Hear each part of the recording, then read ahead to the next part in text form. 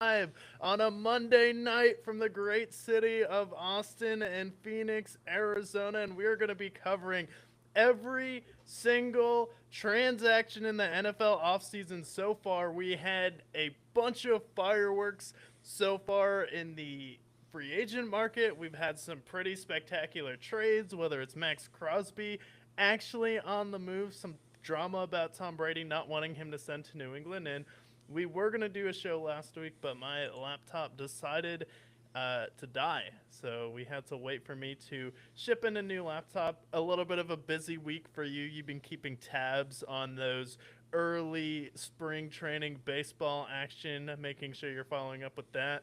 Also, hitting home runs in your own baseball league as well. Yes, yes. I went to the spring training game against the Cubs versus Team Italy, who is now officially eliminated from WBC. But nonetheless, it was Team awesome. Italy. Did they lose to the Yeah. Cubs? No, actually, they raked against the Cubs, which is surprising.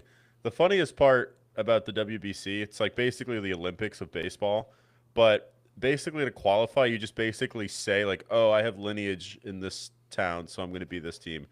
So like Kyle Teal, who was a prospect for the Red Sox, has like 1% Italian in him, so he's like, "Oh, I'm Team Italy." So Kyle Teal is like their star player for the Team Italy.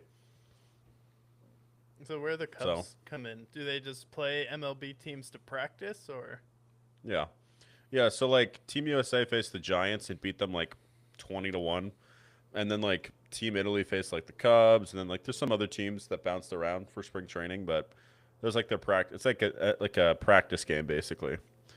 And so is it then like in the my FIBA World Cup, kind of like that for the basketball? So it's like the same thing for baseball. yeah, for the most part, baseball used to be a part of the Olympics, but I think they stopped last Olympics. But outside of professional baseball, my baseball league, I hit a home run, and I can tell you, it's my first home run I ever hit in like a slow pitch softball league. It is electric when you hit a home run in that kind of league. It's better than crack. It's better than sex. It's better than any drug I've ever done. It is the best. So I'm addicted to be Did honest. they let you look at it? Are you allowed to look at your home run in the beer league? Technically, you're supposed to not run the bases, but I fucking sprinted the bases. I'm like, nah, I don't give a fuck. We were losing pretty badly, so I cut the lead to like 10. It was like that classic like Chris Paul hits the three to cut it to 42. It was just like that. We were losing like 14-2. I hit a 3-run home run, 18-5 or something like that. But I don't care. It was worth every penny. No, it's like when Josh Smith and Trevor Ariza came in for the Rockets, and then they were down like 30 to the Clippers, and it changed the whole series when they were down 3-2, and the Clippers blew that 3-2 series lead. A little bit of history there. I think that was Naturally, the that 2015 playoffs. sounds about right. Yeah, but it was awesome. But we have a bunch of free agency stuff to talk about. Might as well talk about the biggest move that happened while we were gone.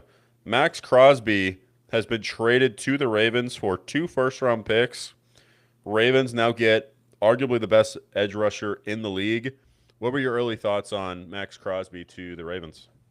Yeah, Max Crosby to the Ravens is a really good fit because Max Crosby is 29 years old, and a lot of people think he's a lot older than he is for some reason, but this is a guy who probably has about at least 2 or 3 years left in his prime. And you're also looking at a window with Lamar Jackson where you have about 2 to 3 years left with him. Then you also have your head coach, Jesse Minter, who's going to be a defensive guy coming in to help you out there. So not only is this team a team that was in the bottom in the NFL as far as pressure rate, now you're getting one of the guys who plays the most snaps in the NFL. He's one of the most consistent workers. And for someone who is just a defensive guy and prides himself on playing, like that's really what the Ravens need right now, especially if you're coming in to turn around the defense because now you solve the edge rusher question mark and now you don't need to worry about it in the draft, and it allows you to maybe look at a wide receiver, a lineman, or a running back to help out Lamar Jackson, and you can spend that on a receiver. You're not worrying about as many holes, and you get probably the best player available this year, whether it's in free agency or by trade. And as far as a fit for the Baltimore Ravens in that culture, Max Crosby wearing purple and black, I think this is a really good move for the Ravens because you fill a need, and he's going to be a surefire thing. He still has probably about 3 years left. I mean, Khalil Mack is a little bit older right now, and we've seen some of these older edge rushers play farther and farther into their careers recently, and he's someone who takes some of the best care of his body in the NFL. I mean, he spends the money, he puts in the work, and he shows it by leading the league in snaps in, I believe, is the past 2 years before he gets shut down at the end of the year with the Raiders, which is why he was so upset about it. And I was honestly, he was one of those players where I was just going to see it when I believe it that he was going to leave the Raiders, and the fact that it happened and it's to the Baltimore Ravens, a team that's so known for defense, I think it's a perfect fit. Oh, I agree. I also think, like, I look at their defense now. You have Max Crosby, you have Matabuke, you still have Roquan Smith, Kyle Hamilton. There's plenty of people on that defense that, if they have a bounce back year, this defense is going to be at least top 10, but I think they could definitely be top 5. Because Jesse Minter, I mean, the Chargers defense last year, they had their injuries, but you saw Khalil Mack make his resurgence. There was plenty of other guys. Derwin James had a great year as well. The way that he was able to make the Chargers defense as good as it was, and even in that playoff game against the Patriots, holding them to 13 points, had their offense been running efficiently, had they had an offensive line, we could have been talking a playoff win for the Chargers. You add Max Crosby to the Ravens, who already are a few steps away from being a great defense. This is a great fit for them. And then now the Ravens can focus on, like you mentioned, like getting an actual receiver. Is Tyreek Hill in the mix potentially for them? I think that would be the next step for them. But you still have Derek, you still have Lamar. Zay Flowers is still there. So, like, really now, your defense is set. Let's focus on getting actual weapons for Lamar Jackson. And I think this team, like, I think they're better than the Bills right now. We'll talk about the Bills move in a second, but this move is a home run for the Ravens. And honestly, for the Raiders, they get 2 first-round picks that they can go and spend for Mr. Mendoza. Yeah, and you get more picks for the Raiders, which is why I like it for them. And it's a move that just works out for both teams because you get 2 first-round picks if you're the Raiders, so that helps you rebuild. You can draft some players on the offensive line. You made some pretty good trades as well already for the Raiders, and then you can focus on putting talent around Mendoza if that's the quarterback you choose to draft here. So I think this is something that's going to work out well for both teams. It was time for Max Crosby to move on, and then he's 29, and then Lamar Jackson is also 29 years old. So these guys' windows kind of align right with each other. I know some people would think Lamar's probably going to have longer longevity than someone like Max Crosby, but for a running quarterback, I think Lamar also probably only has 2 or 3 years left. So at this point, you really need to go all in. So with those first round picks, you need to start treating them like the Rams because for Lamar, this is going to be a guy, if he doesn't win in the next 2 years, like he's probably not going to win a Super Bowl, which is something that NFL fans really don't want to see, especially with how wide open the AFC looked this year. If you can give Lamar Jackson a legitimate defense like he had before with Mike McDonald and just add more talent around him on offense. He had Derrick Henry and Zay Flowers before and Mark Andrews, but they're going to need to bring in probably another veteran wide receiver and really hit on an all-star in the draft that can blow the game open. Yeah, and that's why I feel like Tyreek Hill makes perfect sense because you can get him for cheap. The Dolphins are still going to be paying him. He is a veteran. They've already brought in veteran receivers before, but Tyreek Hill I still think has enough in the tank that you pair him with Zay Flowers and that team, that's an explosive offense. Even if you only get 70% of Tyreek Hill, you're still getting a guy that's a top 25 receiver in that regard. So the next move for them, they should go after Tyreek Hill. And then I think this team really is going to make some noise, and honestly could make the Super Bowl. Yeah, and you still have really good players on defense. Really, the biggest change for the defense over the past few years was losing Mike McDonald. And he was the one who went to Seattle. And sure, you did have some injuries on and off, but just how players were being used, the scheme got a little bit stale. So if Jesse Minter can come in there and then start doing some of the things he was doing in LA and implementing what Mike McDonald did before with Baltimore, I think this team is going to be really good, and there's no reason why they shouldn't win the North. especially with the Bengals still being what they are. The Steelers were unsure of their quarterback situation.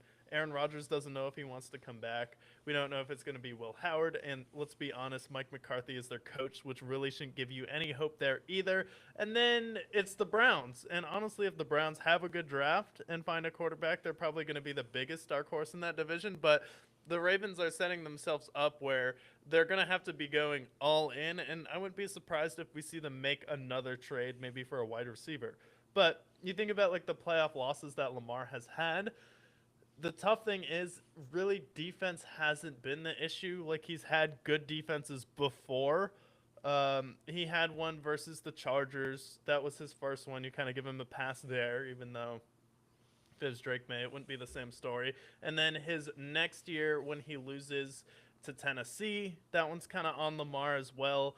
The first time he played Buffalo in the playoffs, it came down to a Lamar Jackson turnover. And then he had 2 turnovers early against Buffalo when they played each other recently. But Mark Andrews also had a couple drops, but you can still put a little bit of that on Lamar Jackson. And then he just didn't score when he was the number 1 seed at home in Baltimore against the Kansas City Chiefs. So I think this is going to help them, but let's not get carried away and pretend we haven't seen Lamar Jackson with really good defenses before, because we have with Mike McDonald, and he held the Chiefs to 18 points, and that wasn't enough.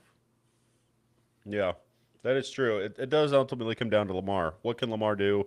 Is he actually going to perform in the playoffs? Because so far, his playoff numbers are marginally worse than what you see in the regular season. So that's going to be the big thing for them. If they can go out and get Tyreek Hill, it's going to make his job a lot easier. Are they going to be able to draft a replacement for Isaiah Likely, who's now out the door, and Mark Andrews is getting older? So really, get a receiver and honestly get some new tight ends. Yeah, and we'll see with the Ravens, but just if they're going to have a really good defense, that's not necessarily going to convince me that they're a lock for the Super Bowl. Like, Lamar Jackson still has had injury issues. If they don't hit on a wide receiver in the draft, like, I'm not convinced that Tyreek Hill is going to suddenly come in here and change your world, especially with how he looked in Miami. It is a bad situation, but this is a guy who highly relies on athleticism. He's not one of the best route runners in the league. So if as a athleticism is still slipping, it's not necessarily someone you can just plug in and then you're instantly gonna be better. I don't think that Tyreek Hill is necessarily going to dominate the way he has before. I think you want a probably bigger, more physical receiver to go along with Zay Flowers, who can make those jump ball double team catches. Yeah, it's just who's going to be available for him. That'll be the big question for them. But I do think he'll make him a little bit better. But we had another big trade for another rival of theirs. This happened last week, but still big news. The Bills traded for DJ Moore, giving up a second-round pick. Now, we talked about how the Bills need another receiver. They need to make a move. They go out and get their receiver. They get DJ Moore, and now they have their number 1. For me, I don't think this is enough. You have DJ Moore. You still have Khalil Shakir. But honestly, giving up a second-round pick for DJ Moore, who in last year's offense with Caleb Williams and Ben Johnson had 700 yards. And this is with a guy who played a full 17 games. He had a key missed route in the playoff game against the Rams, which ultimately caused him not to win the game. I don't know if I can say that DJ Moore is going to be the savior for the Buffalo Bills. And giving up a second-round pick, I don't love the trade. I definitely think the Bears won it, but good on the Bears to move off and focus on Roma Dunze and some of the other talent they've already got. And for DJ Moore, he had the worst year of his career last year. In 2018 with Carolina, which looks like it was his rookie season, he had 82 targets for 55 catches and 788 yards, which is 14 yards a catch there. Well, this season he had more targets than that, which was 85 targets for 50 receptions, 682 yards, and 6 touchdowns. Now, he did have some spectacular plays for the Chicago Bears last year, especially at the end of the season bit to get going. And honestly, DJ Moore, he's only 28 years old. And the thing with Buffalo is, have they been good at drafting wide receivers? Not really. And when you're looking at a Buffalo Bills organization where we didn't really hit on Keon Coleman. We've tried to bring in Josh Palmer, at least trading for DJ Moore. We know we have a sure thing, which is a sure hole. And the thing I think that should give Buffalo hope with this trade is that you were able to bring in Brandon Cooks last season and he made an impact. So I do think that DJ Moore is going to be a really good fit, have some really big games for the Buffalo Bills next year. However, I don't think it's going to fix all of your issues because in back-to-back seasons, you've had a top 5 running back in the league in James Cook. And at some point, we're going to see a little bit of a regression there. And I also think that the defense is going to be worse without Sean McDermott as the head coach and as the person really creating the scheme on the defense. And the problem with the Bills also is I've seen Josh Allen with good wide receivers before, similar to seeing Lamar Jackson with good defenses before. And the problem is not Josh Allen having enough help. The problem is Josh Allen missing wide open guys in playoff games and making Stephon Diggs lose his mind, making Dawson Knox lose his mind in the Denver Broncos game last year, where everyone wants to talk about the interception that he threw at the end of the game. Was it a pick? Was it not? But Josh Allen also missed Dawson Knox wide open for a walk-in touchdown that would have ended the game right there. So it's like it hasn't been that guys aren't open for Josh Allen. And I think that's just a myth that the media has created because he's their favorite quarterback. But like I think this gives you more talent on offense. It makes the Bills more dangerous. But with some of the moves that the Chiefs have been making, it doesn't necessarily give me a lot of hope that Buffalo is going to just get back to the Super Bowl because they have DJ Moore. Yeah, I would agree. I also think, like, especially in that Broncos game, it's like the problem is not the receivers. The problem is that you had 3 fumbles in that game. You throw 2 interceptions. Maybe one of them's a catch, maybe one's not. But like the problem with Josh Allen is that he has these games that he's just had a bunch of turnovers. That Broncos game is going to stain his legacy for sure.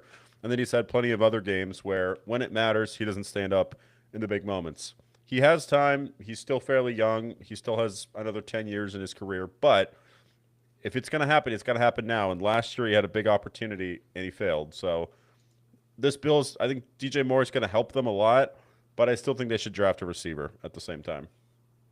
Yeah, I think you'd still draft a receiver. You need some help on your offensive line. Your defense also needs some repair. And then for this, the Bears get a second-round pick. So I like that for the Bears a lot. And I think this trade is kind of a wash because if the Bills took a wide receiver in the second round, is it a lock that he's going to be better than DJ Moore? No. And I think last year the issue with DJ Moore was he was injured coming into the season. Took him a little while to get going. So he was just one of those guys where there's just too many things happening with Ben Johnson's offense where he's just a piece they could afford to lose, and they probably don't want to pay him a whole lot of money. And they may flip this pick for a receiver as well. And then Ben Not only that, they'll pick a receiver. I believe they also saved $16 million trading him. So Yes. That's another big thing. They got cap space, and they did make some signings that we're going to go over in a minute, but they made some big moves. They ended up bolstering up their offensive line. One of their signings, they got Braxton Jones, and there's a whole bunch more that we'll go over in a minute. But like the Bears, this gives them flexibility if they want to go and get some more attack on their defense, if they want to go and bolster their offensive line, or maybe go out and get an actual running back as well. Like I think the Bears are in a better position now without DJ Moore than they were before, now that they have this pick. Yeah, and I think the story with the Bills is going to be, well, Josh Allen had a good defense. He had good wide receivers with Stephon Diggs and Gabe Davis and Dawson Knox when they were together, but he didn't have a run game. Well, now that he has a run game, he doesn't have good enough receivers, even though he has Dalton Kincaid, who had some pretty big catches. I mean, he looked good versus Denver. They have Dawson Knox there as well. They have one of the best young wide receivers and one of the fastest wide receivers in the league. And then they have Khalil Shakur on that team. You pick up Brandon Cooks, and he plays well enough for you for a guy who's his age in the playoffs. And then we're going to be like, okay, well, he didn't necessarily have as many receivers as he needed on offense, but he had the run game. He had a really good defense. He had the best offensive line in the NFL. And then it's going to be, well, now he has receivers. Now he has the run game. But now he doesn't have the defense because Sean McDermott is gone. And the scheme isn't the same. It's a little bit stale, a little bit predictable. And then also you essentially promoted someone who was failing up as we speak in your front office right now. who's responsible for the Keon Coleman trade, and now pick. And now they're talking about, yeah, we just want a fresh start with him, and then we're going to start over and try and redo this project. Yeah, and it's also the same guy who was missed on 8 consecutive drafts, not drafting a single All-Star outside of James Cook. So I think there's a lot of room to blame for what we've seen from Joe Brady, and then also what we've seen from the front office as well. But And then that being said, we had some big free agent signings. of the tracker up here. And then we do have the Bills to start, so it has the trades on here as well. So if you guys want to see what the Bills are doing right now, give you a little screenshot there as we go over it. So you have the Bills.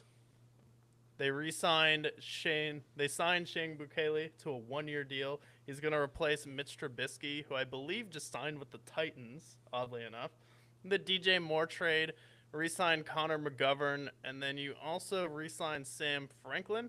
So the only new player so far that the Bills have signed is a backup quarterback right there. So overall thoughts on the Bills offseason outside the DJ Moore trade?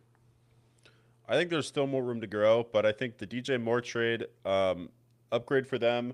Let's see what they're able to do defensively, because I think that's the big key. It's good that you're re-signing your safety and whatnot, but I do think they still need a pass rush, and getting some younger folks on the Buffalo Bills is going to be important. So I think there's more moves to come, but so far, I would give it like a B minus. Yeah, I'd give it a solid B because you took care of a major position that a lot of people are going to be talking about, and now you're going to have Khalil Shakur and DJ Moore and Dalton Kincaid. And if that's not enough to get it done for you offensively with James Cook having one of the best rushing attacks in the league, I don't know what else we can say about the Buffalo Bills. And then they're going to be a team that's going to have to really hit on their draft picks this year, which is going to be a problem because you mentioned the person they just promoted has not drafted a Pro Bowler in 8 consecutive first-round picks. Yeah. So he's Outside missed James on Cook. 8 consecutive first-round picks outside of James Cook, which is a running back, which is a little bit easier there. So overall, I'm a little bit lukewarm on the Buffalo Bills, especially looking at what some other teams have done so far in the offseason, even though we're only on day 1. Yeah. And then I would share Miami, but they've only made one move so far as a signing, and that was signing Malik Willis to a 3-year, $67 million deal with $45 million guaranteed. It also includes a $22.5 million signing bonus and a $2 million March of 2028 roster bonus. So they're incentivizing him to play well and stay throughout the entire contract here. And then a bonus of $20.5 million 2028 salary there. So this is a very team-friendly deal for the Miami Dolphins. However, I was watching a clip from Kurt Warner, and what he said, he went through all of the tape from Malik Willis with the Packers, and he said, outside of screen passes, when you take away all the check down passes and screen passes, he only has 28 dropbacks of film to really decide whether or not you want to make him your guy. So between 2 years of play with the Packers, I get Jordan Love has been there, but he has played in a couple games for the Packers, and he's played well. However, he said there was only 28 real dropbacks that you could look at on film, and he said he looked a little bit more like Justin Fields than he did like someone like Sam Darnold here. And their quarterback rating was also similar on those drop back plays to Justin Fields. The big thing that I think is going to work for him is the fact that his head coach is from the Packers, his GM is from the Packers, and their defensive coordinator all came from the Packers. So pretty much we're dealing with the Miami Packers right now. And Malik Willis, I think he's going to be fine for this year for them. But realistically, the story is going to be like they cut Tua, which is the big storyline. They have a huge dead cap for him this year, which I believe is $67 million. And then next year, it's like 36. It's a total of like $100 million dead cap. So realistically, while you're in cap hell, trying to deal the aftermath of Tua, if Malik Willis can fill in and be like an average quarterback.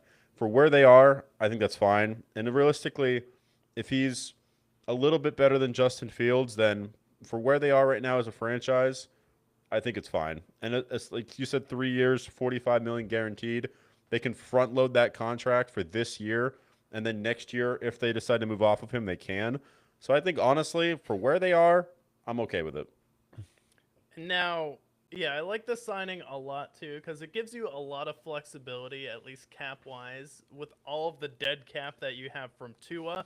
And he did play well enough where you have players coming and coaches from an organization that he's familiar with. You still have a serviceable run game with Devon Achane there. And then you still have Jalen Waddle, who's going to be a good receiver for you. So now takes a little bit of the pressure off of you trying to stack up the offense for Quinn Ewers and really protect him because Malik Willis can make a lot of plays with his legs, which is something that Tua can't do. And this is a team that, even though they weren't the best team in the world last year, they had a strong finish to the season. They still have a lot of athleticism on offense, and then Malik Willis is going to be another added element to that dynamic offense. So if they have a good offensive coordinator that knows how to use him well, they still have a lot of speed on that team. So I do think the Miami Dolphins will be better than people think next year with Malik Willis.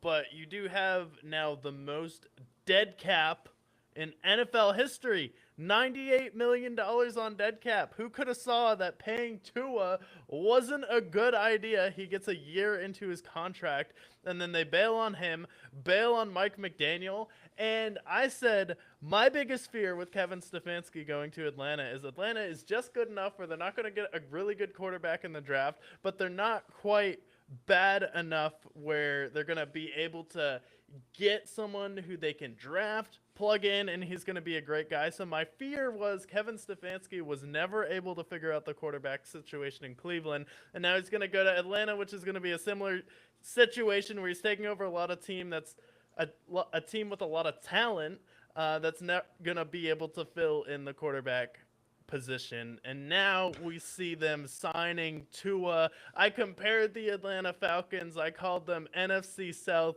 Miami Dolphins last year. And who's their quarterback now? Tua.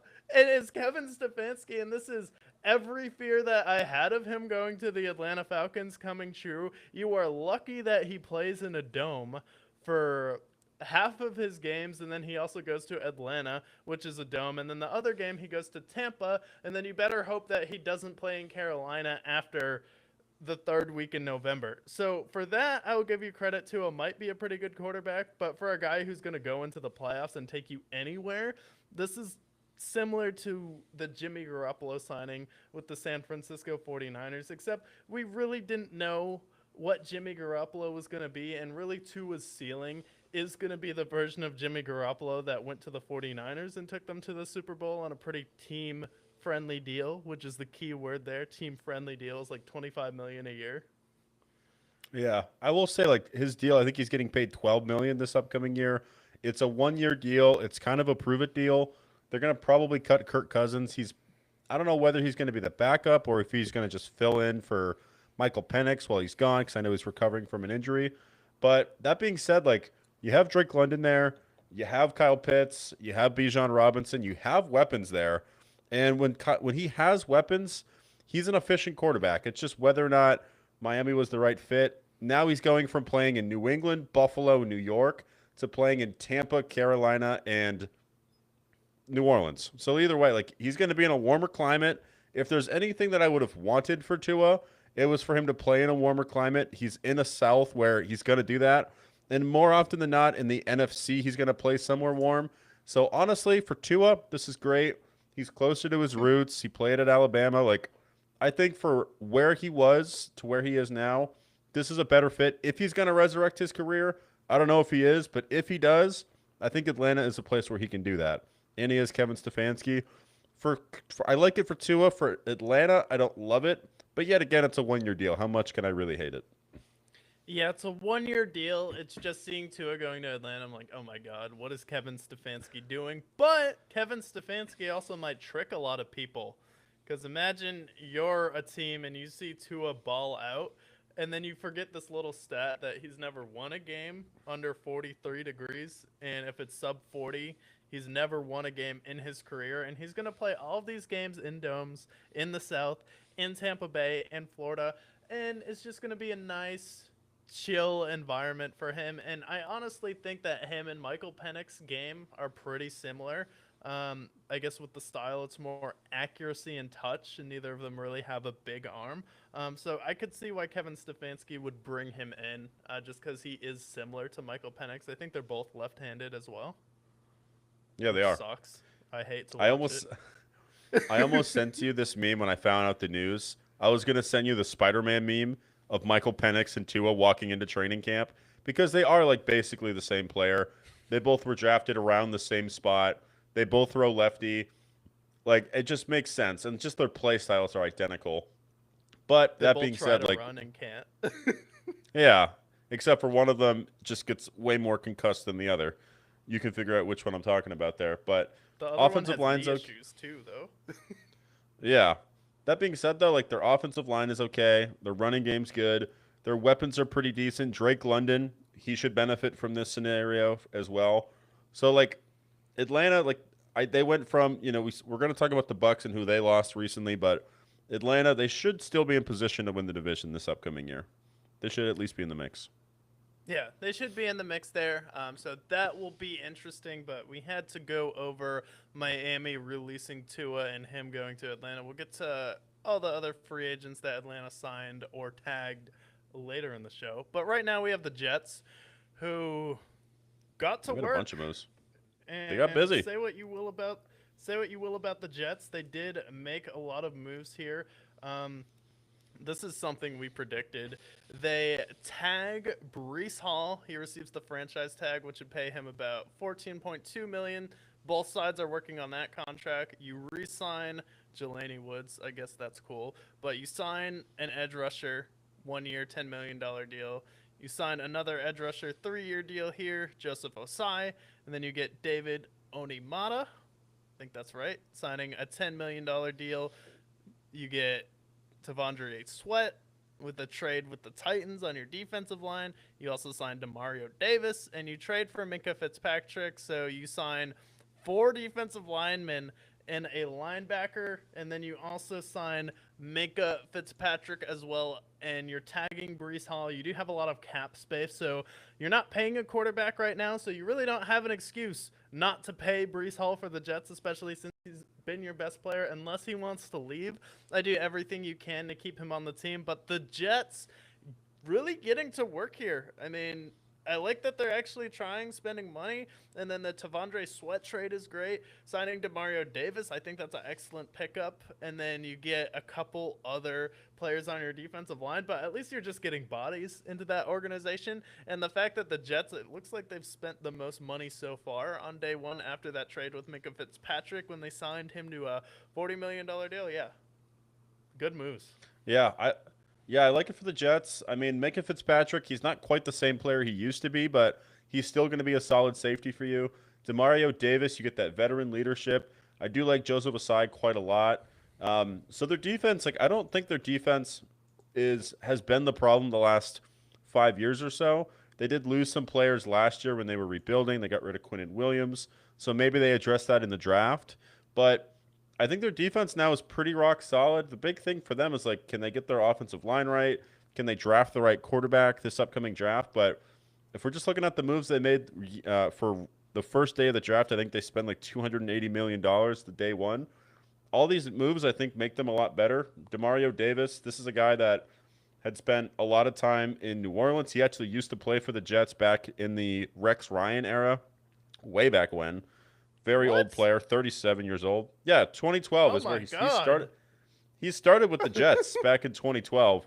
So Sexy Rexy drafted him, and then he bounced around a little bit, spent most of his time in New Orleans, but you get him back. Yeah, DeMario. And then you have some other guys that I think can fill in. They do have the second overall pick, who they're probably going to get an edge rusher with. So honestly, I think we're setting up to see a team that's similar to what we saw with the Zach Wilson Jets, where their defense is rock solid. Their offense has a lot of work to be done, but there's tools in place. If they can get their quarterback right, hopefully, over the next 2 or 3 years, they can be back in the playoff mix. Yeah, and that is the big question is offense. And for the Jets, you look at this, you have a trade for Minka, and then you sign five other defensive players, and then you're going to have a draft, and you're also scheduled to draft a linebacker at number 2. So for the Jets, I think that's a really good start. And the issue for them has never been defense. I mean, you have years where the Jets are bad at everything, but usually it's just the offense that's bad. You haven't had a good quarterback in your history, and no, Joe Namath does not count because Blake Bortles has better stats than Joe Namath. But for the Jets, you've never had a good quarterback, so that's really going to be the issue with this team. So at least you went out there, spent some money, you make a trade for Devondre Sweat, Minka Fitzpatrick on this team now. Over under on interceptions for the Jets. It's going to be tempting for a lot of people. No interceptions last year. How's that going to fare? Minka Fitzpatrick's had more interceptions last year than the entire Jets organization. So, Minka Fitzpatrick has had an interception in pretty much every year of his career. So, realistically, they should have an over-under of at least 0.5, and I would take the over there. So they should get some I had interceptions. the same amount of interceptions as the Jets did, so You and I both, but hopefully with their additions, they'll be at least a little bit better. Are they better than the 3-14 record? Maybe with these additions now they're 4-13 or 5-12, but at least it's a step in the right direction. And at least their defense can be fortified. Aaron Glenn can put his gloves on and really mold that defense to his liking. So it's interesting to see. Give him a chance. Maybe this defense can be great again. And then the Patriots signed a fullback and Draymond Jones. Yep. So not as active on day one as they were last year, but they get a defensive edge from the Ravens. Looks like that's where he was last year. And then he had combined 17 tackles. He had 2.5 sacks. Don't love that, but it looks like his best season was with the Broncos in 2022. He had 6.5 sacks. Then second year in the league, 6.5, 5.5, 6.5. Then he's been about 4.5, 4.5, and then he just had his worst year with the Ravens. But the Ravens also haven't been a great team this year. So it's like he missed And he a got couple banged up, games as too. well and got banged up. But they signed him to a 3-year deal. They had an issue with getting pressure to the quarterback, so at least solves a little bit. You still have a lot of money to spend right now. You missed out on Alec Pierce, so it looks like you're going to probably end up going to the draft for wide receiver right now. But you pick up a player, it's really your only hole on defense, so I think it's fine. Yeah, I think it's fine. And he did spend some time in Tennessee in 2025 as well. So in total, he had about 7 sacks this past year. So you get a guy that can get to the quarterback. That was kind of their problem in the Seattle game. They still have some nice additions. Christian Barmore's coming back. They still have a solid defense all around, but he does fill a hole for them. So overall, it's fine. But the big thing is like you mixed out on Alex Pierce, you mixed out on Mike Evans, and now really it's going to be either A.J. Brown or the draft. And the A.J. Brown trade is going to require at least a first-round pick for them. The big thing is they need to get not one, but probably 2 receivers before I can confidently say that they're making a trip back to the Super Bowl.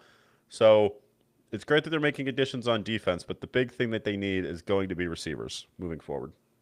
Yeah, it looks like we're on a collision course for a A.J. Brown trade, but the Eagles are asking a lot for A.J. Brown. So it'll be interesting to see if the Patriots are willing to shell out what the Philadelphia Eagles are asking for. That's probably going to happen closer to the draft, but you never know. They could draft a really good receiver as well, but they haven't been good at it. So still a lot of work to do on offense for the Patriots here. And then this one popped up recently. Let's start with the Bengals in the North. The Cincinnati Bengals signed Boye Mafe to a Huge ad. 3-year, $60 million deal. So it looks like they're going to move on from their edge rusher they've been negotiating with right now, Trey Hendrickson. Trey Hendrickson. And then they re-signed Jalen Davis, and then they are expected to sign Brian Cook, who is a safety, to a 3-year, $40 million deal. Then they also re-signed Dalton Risner, but I mean, for a team that was really bad on defense, you got Boye Mafe, and he's probably one of the best free agents out there. And now you have the Seahawks, who now lost Kenneth Walker, Boye Mafe, arguably two of their best players on their team last year, walk out the door. So it looks like they're going to be prioritizing that secondary a lot, where they have Devon Witherspoon, who they're going to have to be paying soon. Yep, and Reek Woolen. I think for the Bengals, Boye Mafe's huge. Trey Hendrickson's probably out the door at this point. He's probably going to sign elsewhere. God forbid they can bring them both back, then that edge rush looks a lot better. But the Bengals they have a lot of holes on defense. Brian Cook should help. I think Geno Stone is not their answer for them at the secondary level. So they go out, they get Boye Mafe. He was elite for the Seahawks the last several years for them. Just a few years ago, he had 9 sacks for them. And he's just been a big contributor for them. But it was obvious they weren't going to repay him. He goes, he gets his bag in Cincinnati, and that helps their defense at least a little bit because we all know their offense is exceptional. If they can go out, get a good secondary, get another person in the draft, then maybe their defense can be efficient again. Yeah, so definitely if it's a good draft for Cincinnati, I like that a lot with Boye Mafe, but this is one of those teams that just needs to be able to get pressure to the quarterback and bend but don't break. So that'll be interesting. Baltimore didn't really do anything. We already covered the edge, Max Crosby being traded there for 2 first-round picks, and then they signed an offensive lineman, John Simpson, from the Jets to a 3-year, $30 million deal. So pick up a little bit of help on the offensive line. So overall, really good for the Ravens because you got Max Crosby. The Cleveland Browns also went offensive line. They acquired Titus Howard in a trade with the Texans, 5th-round pick, and he's signing a 3-year, $63 million extension with the Browns. And then they also signed offensive guard Zion Johnson to a $49.5 million deal from the Chargers, who, Yeah. Yeah, the team that's known for great, offensive line help. I saw the Zion Johnson deal. Did not love that at all. He hasn't really played all too much since he's joined the league, and the Chargers needed all the help they could get. He was banged up a little bit this past year, along with everybody else in the Chargers offensive line.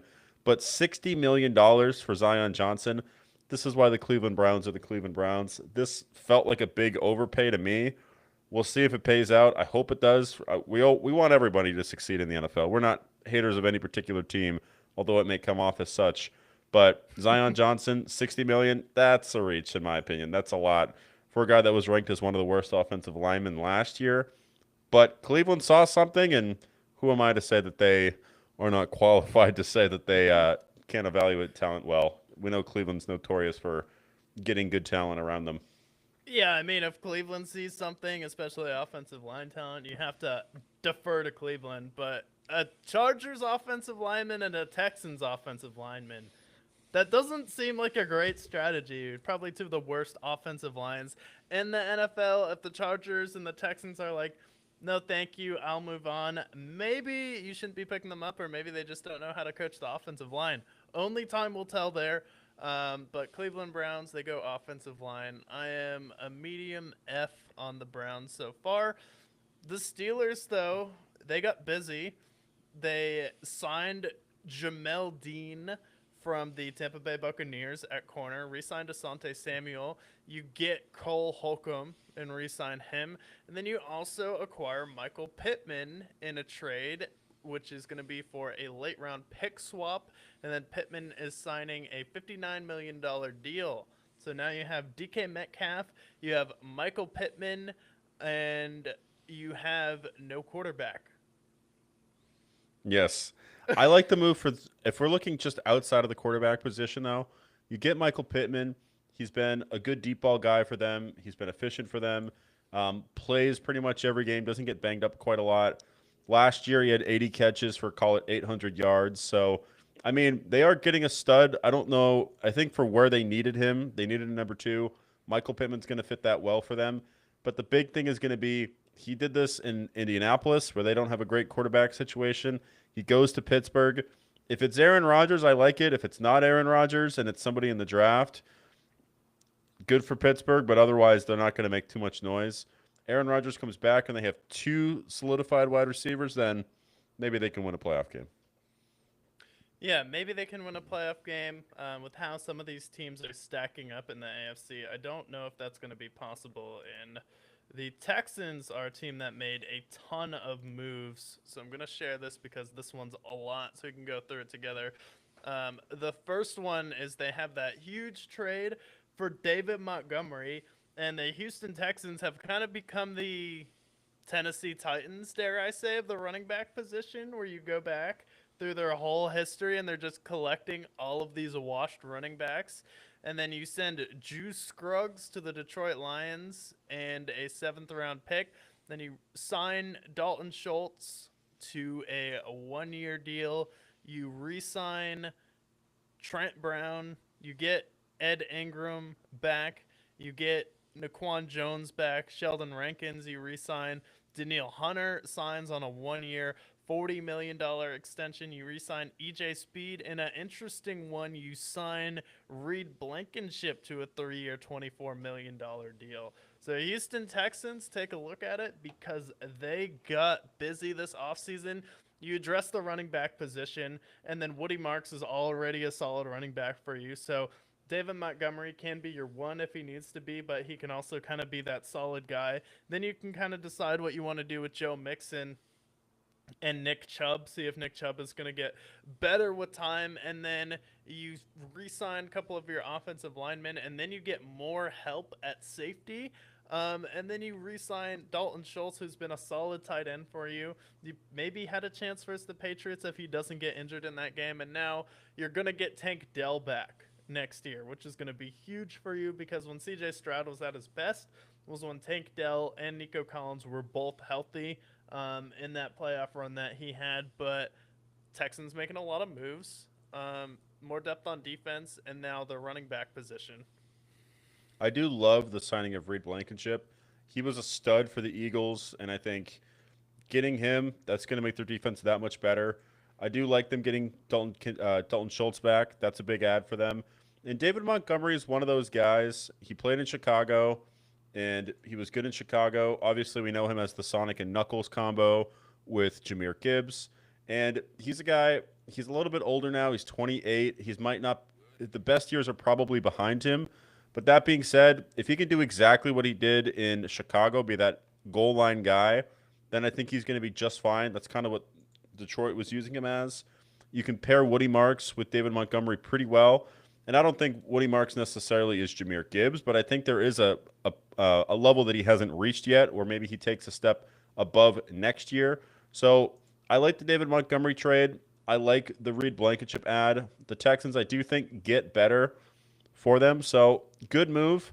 We did talk about how they are kind of the Tennessee Titans of running backs. And I look at Joe Mixon as an example. I look at Danny Woodhead. I look at Nick Chubb. I look at plenty of other David examples. Johnson, David Johnson's probably CJ the biggest Spiller. elephant. They had Mark Yeah, Ingram the second at one point. Yeah. So, they've had a fair share of old running backs. David Montgomery's going to be 29 when he suits up for the Texans. Not a great age if you're a running back. So, I hope he can just be what he has been for Detroit this past year. Goal line guy, can get you maybe one game over 100 yards, but otherwise, I think he's just going to be good enough. I think they should still lean on Woody Marks. I think he's going to be their future at running back. Yeah, I think Woody Marks is going to be good. I think what David Montgomery does is he really challenges Woody Marks, and he's also going to be just a veteran on offense who can help settle down CJ Stroud. He has some playoff experience now with the Detroit Lions, and Detroit was a team that had been cursed. They haven't really won a ton of playoff games in a while, and then he was a part of that success. The Texans being a team that have not made it to a conference championship ever, and they're the only team to not do that. So I do think that this running back room finally has some juice, and I think what they realized is we need to do everything humanly possible to take pressure off of CJ Stroud, because we don't know what happened in the playoffs last year, but he literally had the worst playoff run ever. and it'll be a question whether or not they're going to pay him, but they seem to be sticking with their guy right now, at least with the media. So I do think David Montgomery gives the Texans a solid run game. And really now on the draft, you're just going to spam the O-line button. That's it. Maybe a receiver, but you really don't need it. Like, Nico Collins has been good. You're getting Tank Dell back. And if you re-sign Christian Kirk, I don't know if he's gone anywhere yet off the top of my head, but Yeah, and honestly, then offensive line's the big thing. The big thing is for them is like if they can get a good running game going, then this Texans team can go another level because even with CJ Stroud's struggles, they still won that playoff game. They had a close game against the Patriots despite the fact that CJ Stroud completely imploded. So if you can have David Montgomery and Woody Marks take some pressure off of him, then I think this team can go a little bit further. Maybe they're not a conference championship team, but I do think they can go another level. And that defense is, I mean, that was the best defense in the league last year, and they just added Reed Blankenship. So I like what they've done so far. and for the Texans, since Arian Foster, they've had David Johnson, Carlos Hyde, Alfred Blue, Rex Burkhead, Devin Singletary, Joe Mixon, Lamar Miller, Nick Chubb Just to now. name a few. Just to Yeah, name a few. it's a retirement home. David Montgomery, I hope you get one more bag. Hey, no He probably taxes won't. in Tennessee, no taxes in Texas. So it makes sense that's a retirement home. Speaking of transition, Daniel Jones is officially trans. You heard that right. Because the Colts signed him to the transition tag. He has a 1 year, $37.8 million tag. To think that people would be tagging him to $37.8 million and the Colts are daring someone else to pay Daniel Jones that much more money.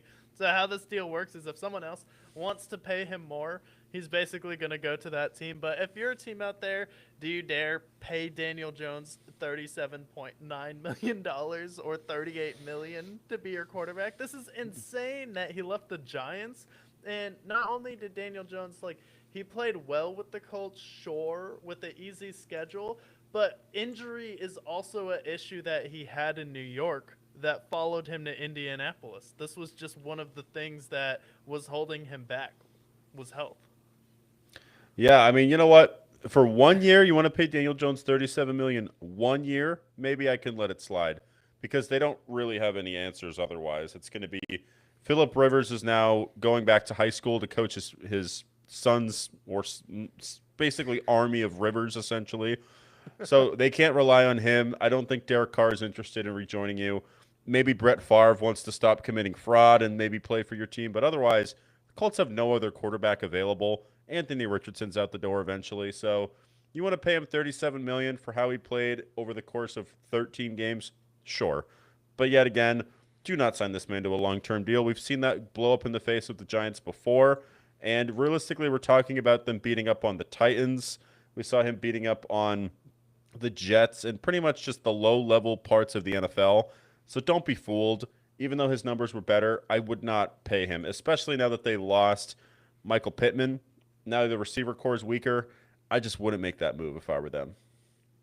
Yeah, I'm not definitely not paying him long term, and it's showing that they don't believe in him. And then Anthony Richardson also wants to trade out, so he's not the guy for the future. So the Colts really have to figure out the quarterback position, so they could be a team that I could see maybe trying to trade up. But you don't even have a first round pick next year, right? Because you gave it up for Sauce Gardner. Yeah.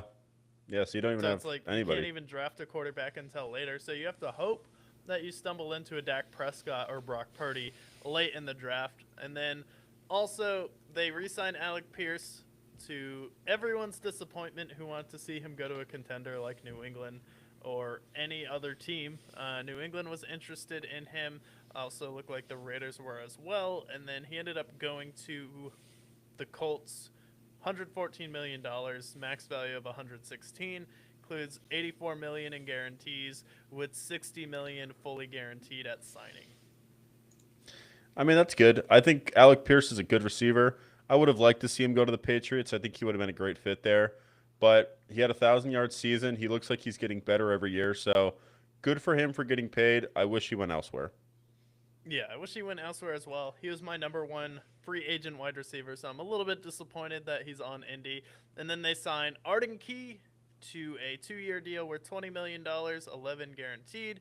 And then they acquire Colby Wooden from the Packers in exchange for Zaire Franklin, W Packers there. And then you also re-sign the great Blake Groupie. Nice. So now their kickers are going to be top notch again. So good for them. But yeah, ultimately not overly moving the needle here. I give them like a C for what they've done so far, if that. Maybe a C minus. And then the Jaguars they didn't sign anyone. They just re-signed people. Instead of re-signing Travis Etienne, they re-signed running back DJ Dallas. Great. They Nice. don't even have the amount of it's a great deal when they don't even have the amount of money that they paid him.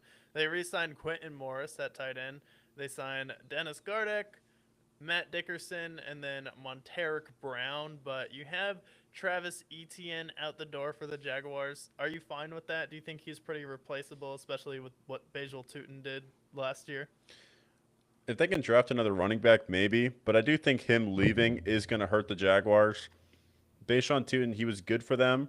But that being said, like Travis Etienne, he was a spark plug. He played well in that Bills game as well.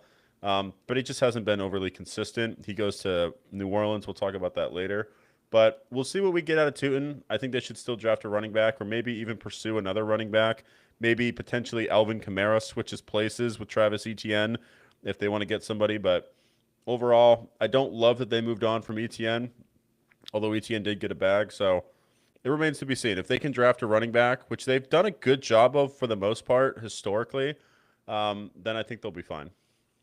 Yeah, they should be fine. Like running back's one of the easier positions to replace, so I'm not terribly mad at it. But this seems like a team that's going to rely heavily on the draft this year. And then the Titans, I need to share this because they made a ton of moves here.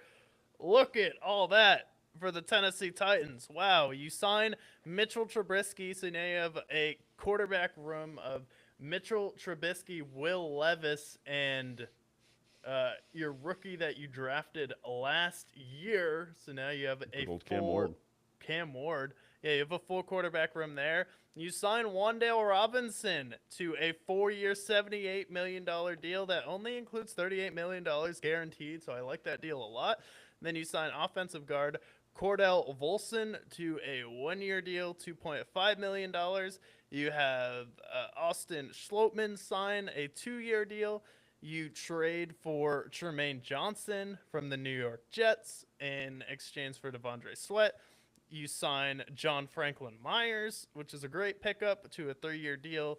And then you sign Cordell Flott at corner. You sign two more corners, Alante Taylor, and you sign Joshua Williams, and then you sign Morgan Cox and bring him back to the Tennessee Titans. Wow, A lot lot of of things moves. going on for Tennessee. I love the Wandale Robinson pickup. If that's a guy for your going quarterback, he was great for the Jets. And Daniel Robinson, he was really good when you lost. I'm Malik blanking on Neighbors. Malik Neighbors for the Giants right now. So that's a great pickup. And then you shore up the defense a lot. So now you sign 3 corners. You sign an edge rusher. And then you trade for John Franklin Myers. You also get a safety, a lot of secondary help, a lot of help on the line. I think this is a huge offseason and a great start for Robert Saleh. Yeah, and it's pretty clear what they're trying to do. They're trying to build up that defense. I think the swap for DeAndre Sweat for they end up getting John Franklin Myers. That's a big addition there. So their defense gets a lot better. Their secondary, which has been pretty bad the last 2 years, that gets better. And then I didn't love the Wandale Robinson signing until I saw how much is guaranteed. You're basically paying him $10 million a year, and if he exceeds expectations, gets up to 20 million. That's a great deal for them. You pair him with Calvin Ridley, and maybe they go out and get a receiver in the draft. Suddenly, this Tennessee Titans team doesn't look too bad. There's more moves to be made. I believe they have the 4th overall pick. So, Tennessee Titans, slowly but surely. I think this is a team, we talked about it prior to free agency, that this is a team that could make a big leap next year We like Robert Saleh a lot in their defense. They go out and get their secondary taken care of. Now they get John Franklin Myers. So now really like get a pass rush and maybe bolster the offensive line, get another receiver. And this team's in business. I think right now I see them doubling their win total at least. But I think 7 to 8 wins is attainable. And the interesting thing that I noticed from free agency so far today is, not to spoil it, but the Chiefs signed Kenneth Walker. Oh my God. And then the Saints signed Travis Etienne. Two teams linked to Jeremiah Love. So now are we thinking that the Titans are going to take Jeremiah Love at number 4, who's looking like the best running back in the draft this year? What you want is someone who who Cam Ward can reliably hand the ball off to in the backfield, and he's going to be a huge playmaker that can take the pressure off. Brian Daboll has coached Saquon Barkley with the Giants, and now if you could bring in a top running back at number 4, you have Wan'Dale Robinson, so now you at least know you have some help at wide receiver. Maybe you can add a couple other guys. Older receivers love going to Tennessee. I think you're in prime position to take Jeremiah Love at number 4 now, especially with the Saints and Chiefs both signing running backs. Oh, absolutely. And right now they have Tony Pollard. If they can get Jeremiah Love in there and Tony Pollard can be basically their combo there, that running game looks incredible at that point. You know how I feel about Jeremiah Love. I think he's going to be an absolute stud in this league. You get him a running game, plus what that other defense should improve this upcoming year. Now the Titans are scary. Now I think they're actually a fun team. Maybe they don't win the division this upcoming year, but I think 7 to 8 wins is definitely attainable, and them knocking on the door potentially of a division title come following year. And they also signed Danny Bellinger, who's an okay tight end. That should help them a little bit on the weapons side of things, but I like what they've done so far. I would give them an A. Yeah, I give them an A as well. You have money, go out there and spend it. Take a page out of New England's book, and every bad team who has a lot of cap space seems like they're doing it. I mean, $78 million to Wan'Dale, $63 million to John Franklin Myers, $45 million to Cordell Fly at corner. Alontae Taylor, $60 million deal. So it's like you're throwing money around. I love it. I am hyped for the Titans next year. In a bad division, too. You never know what could happen with the Texans or the Jaguars. It's not a lock. Then we move to the West. The Broncos didn't do anything. They just re-signed players. Who did they re-sign? Sam Etlinger, J.K. Dobbins, Adam Troutman, who's a tight end, if you don't know who he is. He's so insignificant, they didn't even put the dollar amount he re-signed for. And then they re-signed Alex Singleton and Justin Strnad. So are we building through the draft right now for the Broncos? Yes, we are. Yep, and I saw they re-signed J.K. Dobbins, who's coming off of an injury. Will they lean on R.J. Harvey more? We shall see. But for a team that I feel like last year they had a big uprise, I think they take a step back this upcoming year, unless of what they do in the draft. But, I mean, they had a good team. They re-signed some key players, so big moves for them. But I think with what we're going to talk about next, I think they're going to definitely take a step back, and there's a team that's definitely going to emerge from the shadows who maybe people were starting to overlook. Yeah, it's crazy because they have the best player in the NFL, and they go out there and sign the Super Bowl MVP, and it's honestly not a lot of money. $28 million guaranteed to Kenneth Walker? Are you out of your mind? Who let the Kansas City Chiefs have Kenneth Walker? I mean, this is a team that has not had a good running game with Patrick Mahomes. They've never been a team that's been able to just turn around and hand the ball off. You've had Pacheco, and you're going to have Pacheco and Kenneth Walker. If you're a team and you have to go up against the Kansas City Chiefs on defense, and they're going to roll out Pacheco and Kenneth Walker, how sore are you going to be? How much is that going to wear you out? And now they have more first-round picks because they made another trade with the Rams. They traded away their best corner, Trent McDuffie. They acquire more first-round picks. Now they have 2 first-round picks to go out there, get a wide receiver or an edge rusher and an offensive lineman. And then you re-sign Travis Kelce. You sign Kyrus Tonga to a $21 million deal, $14 million guaranteed defensive lineman. Then you re-sign James Winchester. But you let them have Kenneth Walker. I mean, if they get a receiver in the draft and it's a hit, and this is a really deep receiver draft, they're probably going to take a couple. Right now, they just need to shore up the offensive line, but they have 2 picks in the first round now. And if they want to trade up and get my friend Jordan Tyson, oh my God, would the Chiefs go back immediately to the AFC title game? Kenneth Walker and Isaiah Pacheco, it reminds me of the Seattle Zach Charbonnet and Kenneth Walker tandem. Kenneth Walker is a stud, and I've always thought he's a stud. Obviously, he proved that in the Super Bowl and that playoff run in general. You get an absolute home run. He's 25 years old. Is this a 2-year or 3-year deal that they signed him to? For Kenneth, 3. Yeah. It's a 3-year deal and it's 28 million. They stole Kenneth Walker from the rest of the league. Kenneth Walker's a stud. They haven't really had a great running back since honestly the earliest I can say is maybe Kareem Hunt, but as far back as Jamar Charles, where they had an actual true stud. Kareem Hunt was short-lived with Patrick Mahomes, but really in the Patrick Mahomes era, they haven't had like a true number one running back. But now they get that with Kenneth Walker coming off his best season. So the Chiefs, obviously last year they struggled. They had injuries. They fell apart a little bit. I think the Chiefs are back with this signing. They're absolutely back in the AFC title hunt. They should be the favorites. This is a huge addition, and God only knows what they're going to do in the draft with those 2 first-round picks. Sure, their secondary got worse because they traded Jalen Watson and Trent McDuffie, but with how they've drafted historically, I don't think there's any reason why we shouldn't put the Chiefs as their favorite already to this point. Yeah, and who's to say they won't take that 8th overall pick and say, hey, who wants it? Or their 7th overall, I think, right? They have the 9th overall pick, and who is projected to go 9th overall? Jordan Tyson. If they get Jordan Tyson on the Chiefs, the league is broken. It's not going to be fair because they're going to have him and Rashid Rice and Xavier Worthy and Hollywood Brown all on the same team. That receiver core is disgusting. It doesn't even matter how good Travis Kelce is anymore. When you have Kenneth Walker, Rashid Rice, Xavier Worthy, Jordan Tyson, and Hollywood Brown all on the same team, that offense is going to be back to full strength. Their defense, there's still enough talent on that defense that it can be bend, not break.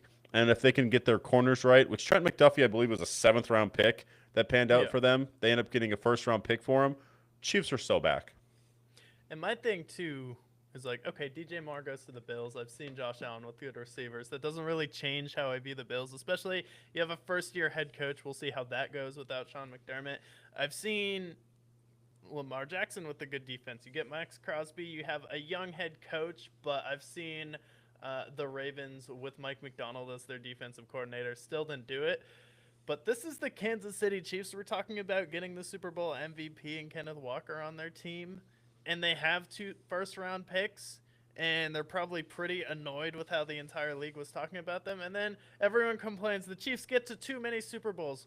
Okay, well, when the Chiefs aren't in the Super Bowl, it's the New England Patriots, and everyone complains, well, the Patriots shouldn't have been in the Super Bowl. The Texans should have beat them. Well, if the Broncos had Bo Nix, you wouldn't have beat them. That's a story for another day. Well, we thought they were going to lose to the Chargers, but you still end up with the Patriots in the Super Bowl. And where does that bring you when you complain about the Patriots getting to the Super Bowl? Back to Mahomes. Where did that bring you? Back to me. Back to me. Yeah, I honestly think with the Kenneth Walker signing, how are they not the favorites in the AFC at this point? I mean, it's not a hot take, obviously. We know how good the Chiefs have been the last decade, but Kenneth Walker, they haven't had a good running back consistently since Jamar Charles. This is back to high school, middle school age of my lifetime.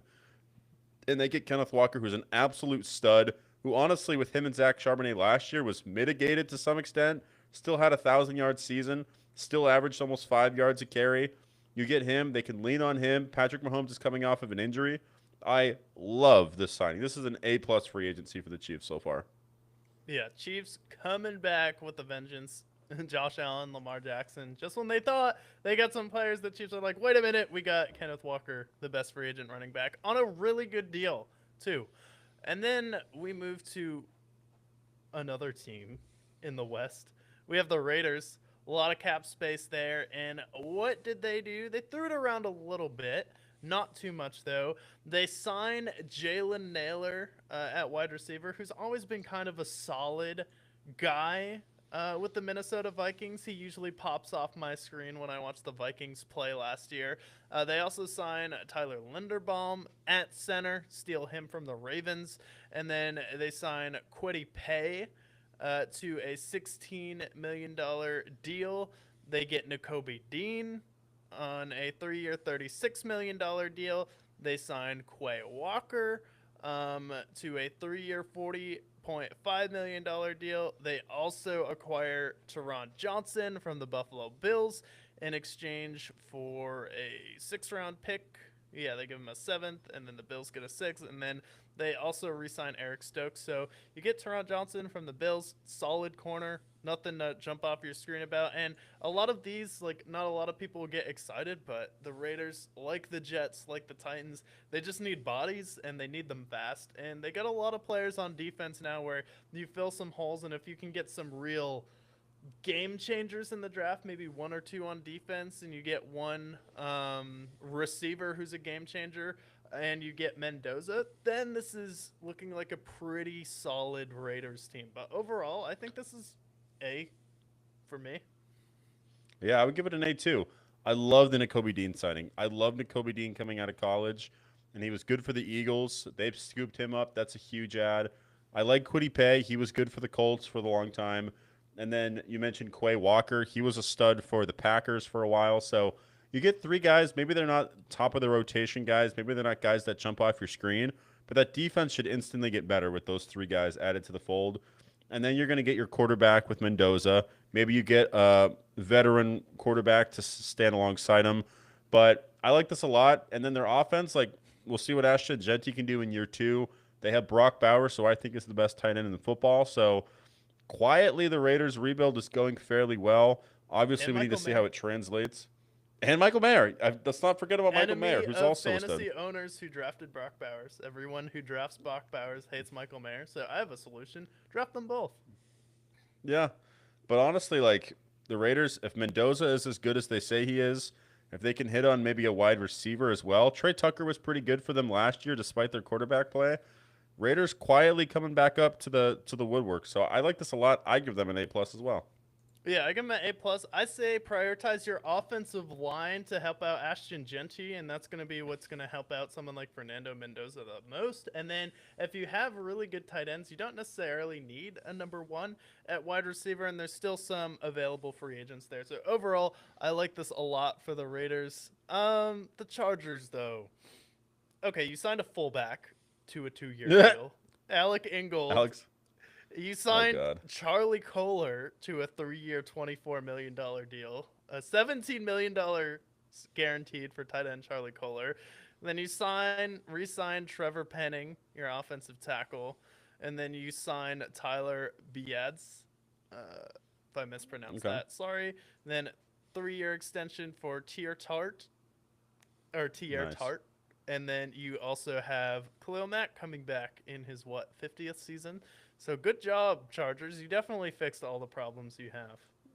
Yeah, and they went out and also, this is like after the show, but they got Cole Strange, who had bounced around a little bit. He is the infamous last first round draft pick for Bill Belichick, the guy that was drafted first round, but it was projected 3rd round pick.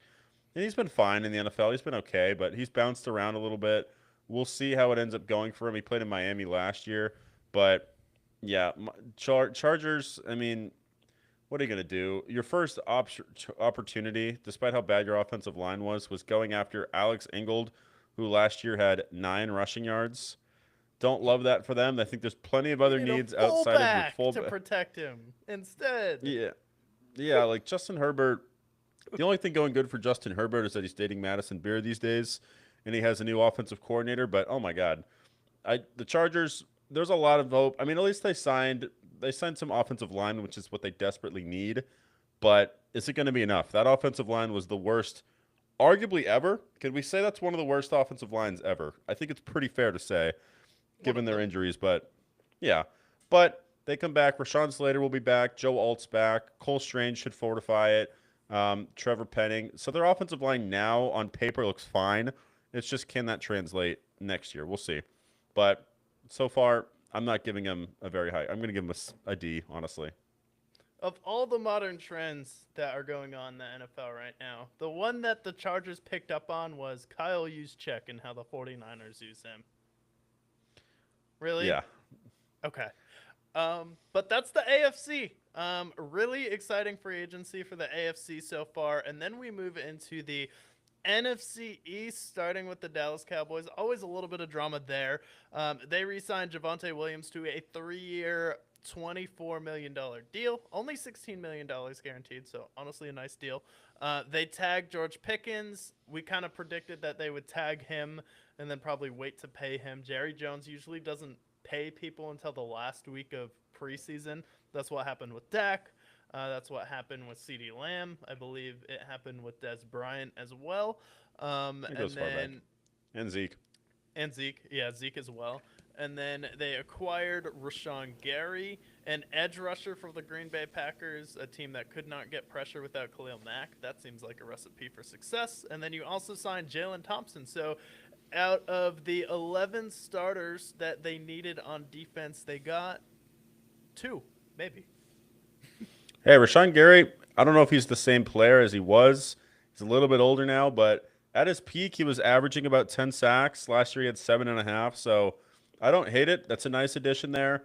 And then you also said they got Jalen Thompson, who is decent. I think that should be good. He played pretty well for the Cardinals these last few years, but nice additions. Cowboys had one of the worst defenses ever last year, so they get him back. So hopefully that helps it fortify a little bit. But re-signing Javonte Williams to a team-friendly deal is good. They get George Pickens back. So overall, successful offseason so far. Yeah, as long as you get George Pickens the long-term deal, you also have, keep in mind for the Cowboys, they have 2 first-round overall picks here, so they'll definitely make use of that. So if they hit on both of those, they'll definitely be in business next year. Giants, pretty good. They re-signed Gunnar Olszewski, but they get Isaiah Likely at tight end, which should be a good Love playmaker that. for them. John Harbaugh bringing him over to the Giants, and then we also have Jermaine Illuminor is being re-signed by the Giants, and then they get Tremaine Edmonds on that defense for Huge. $36 million, 23 million guaranteed. Tremaine Edmonds, probably one of the best players on that Chicago Bears defense last year. And this is already a really good Giants defense as well. Like, this team doesn't have too many holes on defense. They've already been able to get a lot of pressure, especially with Kayvon Thibodeau and Brian Burns. Then you add in Tremaine Edmonds, and then you can focus on really your offensive line and secondary, and that's the only place you have a hole except maybe a wide receiver you go out to replace someone like Wandale Robinson. But this team's looking really good on defense. I like this a lot. Tremaine Edmonds, absolute stud.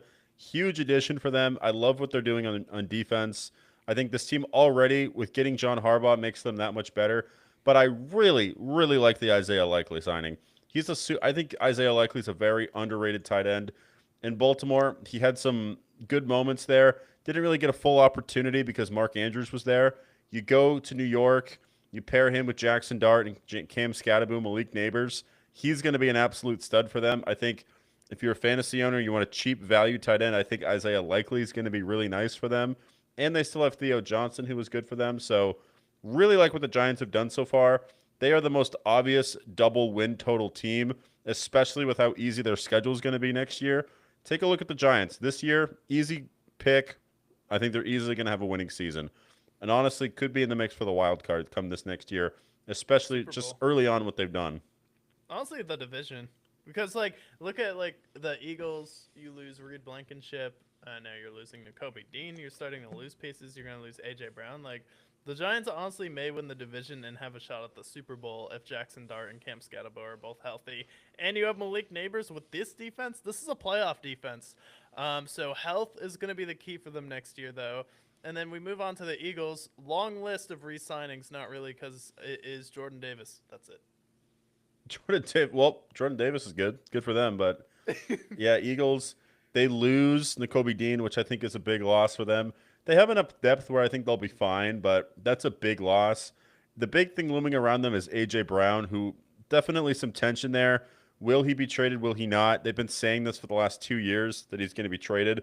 I'll believe it when I see it, but Eagles, they still have enough depth. I think they'll be fine, but not a good start to the offseason for them. And then the Commanders, let me share this here because the Commanders, believe it or not, They got got busy. busy. And they re signed Marcus Mariota, definitely needed, especially with Jaden Daniels' injury history over the past year.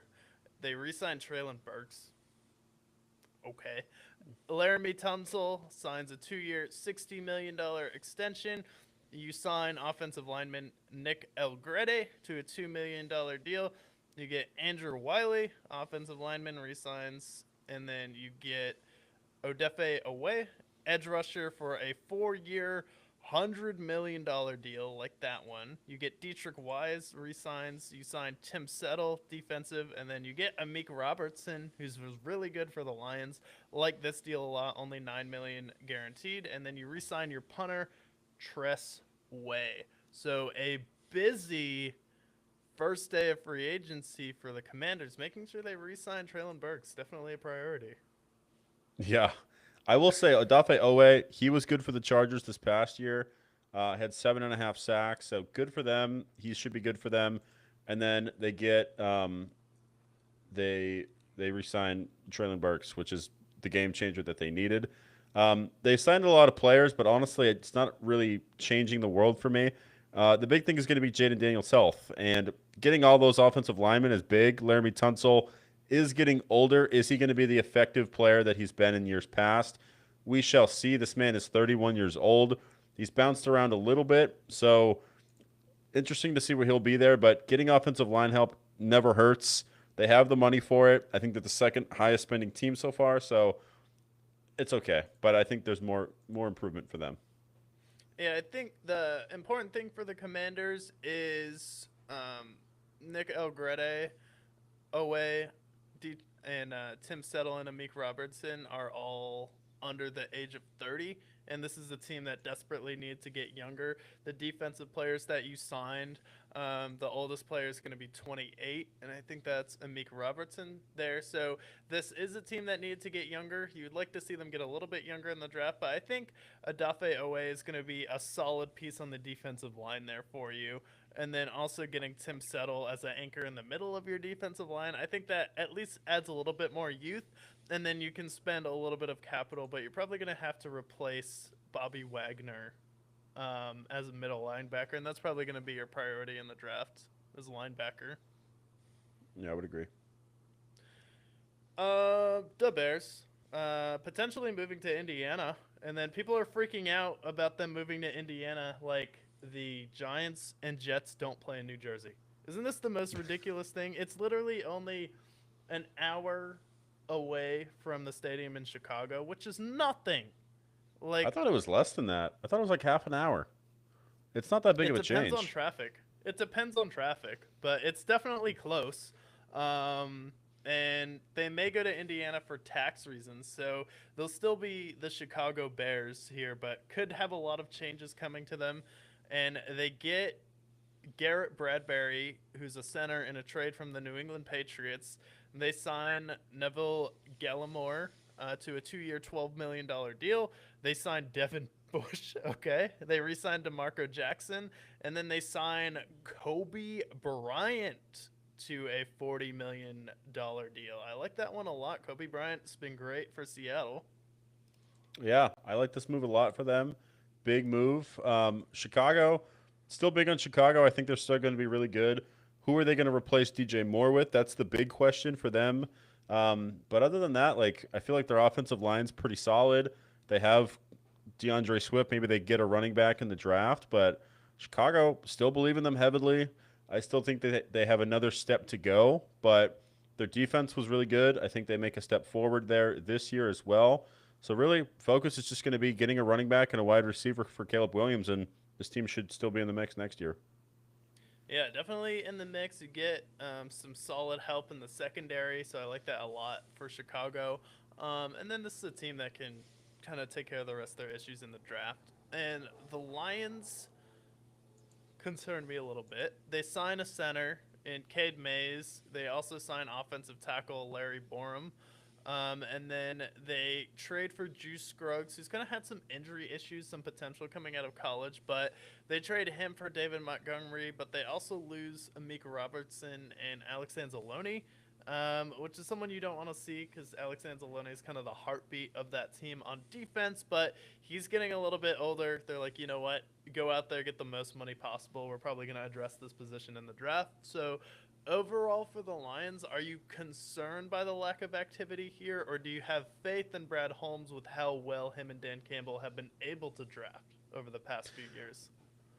I would say I have concern, but I believe in Brad Holmes and I believe in Dan Campbell. That being said, I'm looking at their defense. Their defense losing those two guys, the heartbeats of their team, that's a big loss. And I don't know if the draft can really fill the holes that Alex Anzalone leaves for you. So I'm a little concerned there. And then I'm not worried about their offense. Their offense is going to be fine, but I mean their defense outside of Aiden Hutchinson, I don't love it. I like Jack Campbell, but I mean, they're going to need a lot of draft picks to fill some of the holes that they have. I definitely think they take a step back more than what they already did. I don't know if Detroit's a playoff team next year, unfortunately. I know that they have a lot of talent on offense, but this defense takes a big step back. They're going to need to make some changes whether in free agency or the draft before I believe them. Right now I think Chicago and Green Bay is better than them. And it's unfortunate because it feels like not that long ago they were in the NFC title game with a 28-7 lead against the Niners, and now suddenly it looks like their team's just kind of falling apart. Yeah, and the Vikings beat them twice last year, I think.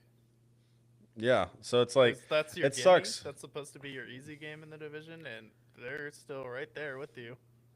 Yeah, so it's unfortunate. You're in probably the hardest division in football right now, and you're getting worse.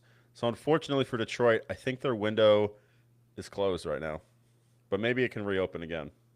Yeah, really all depends on the draft. The defense they haven't been able to figure out, so that'll be interesting. And I think the idea will be take the best pass rusher and get as much pressure as possible since you haven't been able to figure out the defense. So just get Aiden Hutchinson a running mate at the defensive end. So I believe that's where they're looking with the players out of Miami. So Detroit definitely concerned there. Hopefully they can come back to the playoffs though. And then we have the Packers don't really do too much in free agency. They re-sign offensive lineman Sean Ryan, not the CIA agent.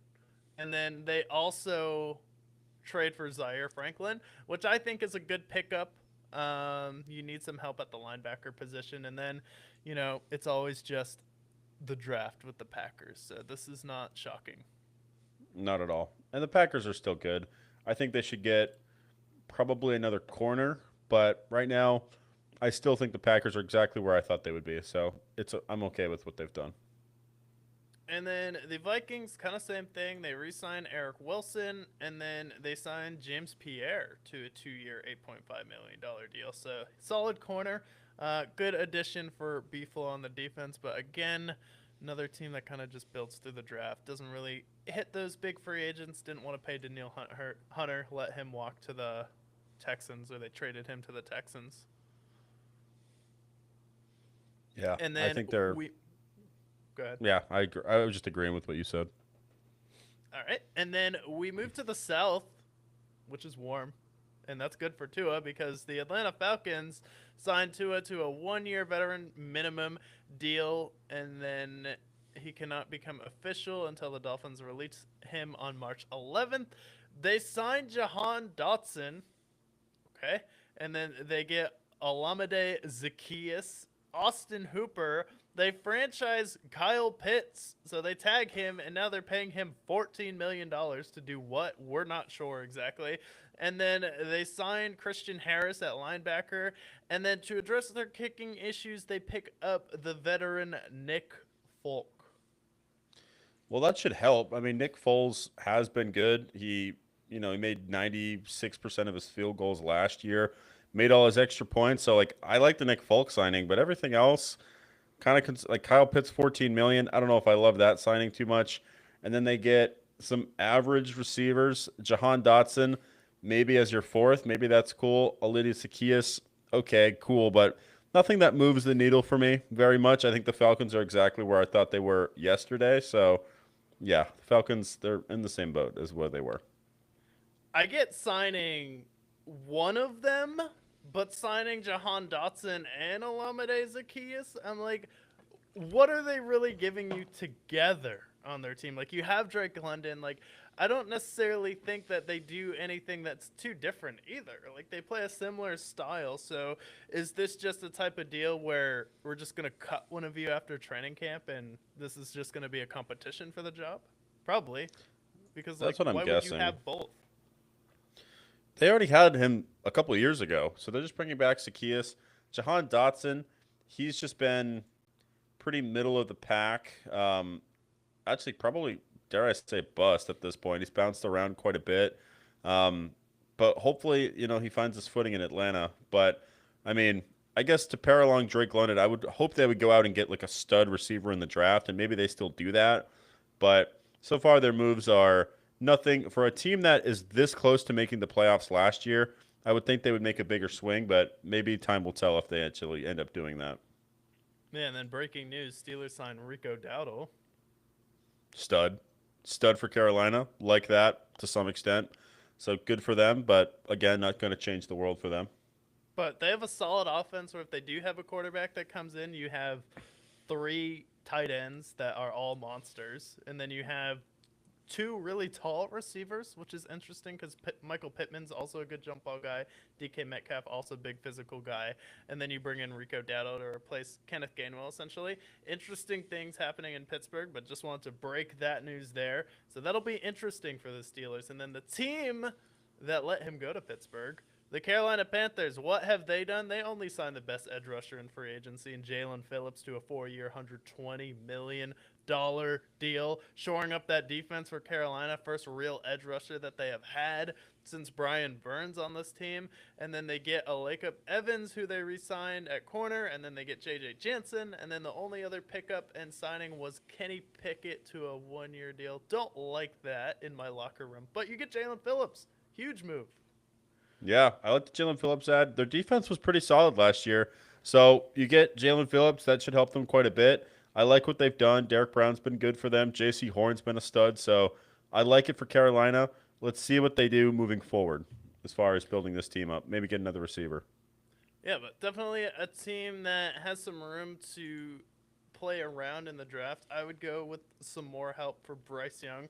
Probably going running back as well. Chuba Hubbard's been good, but the fact that you let Rico Dowdle go, I think running back is definitely a position where you really need a consistent run game to open it up for Bryce Young.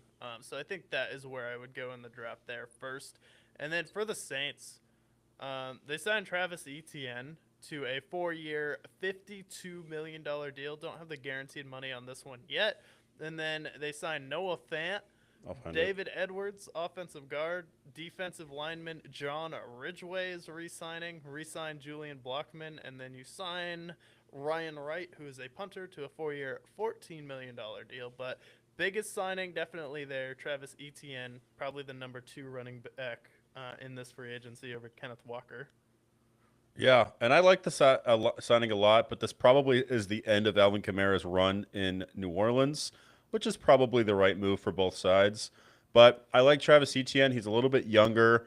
He's been a little inconsistent at points, but last year he had a good year, 1,100 rushing yards. So I think with what they're building in New Orleans with him, Tyler Shock, I like it, but $52 million, I need to see how much they guaranteed for him because that's going to be the big sign. But $52 million feels kind of steep, but we shall see. But I honestly think overall, I like this signing for New Orleans. Well, you know what the great thing about it is they're not paying their quarterback, and it's a $4 million deal.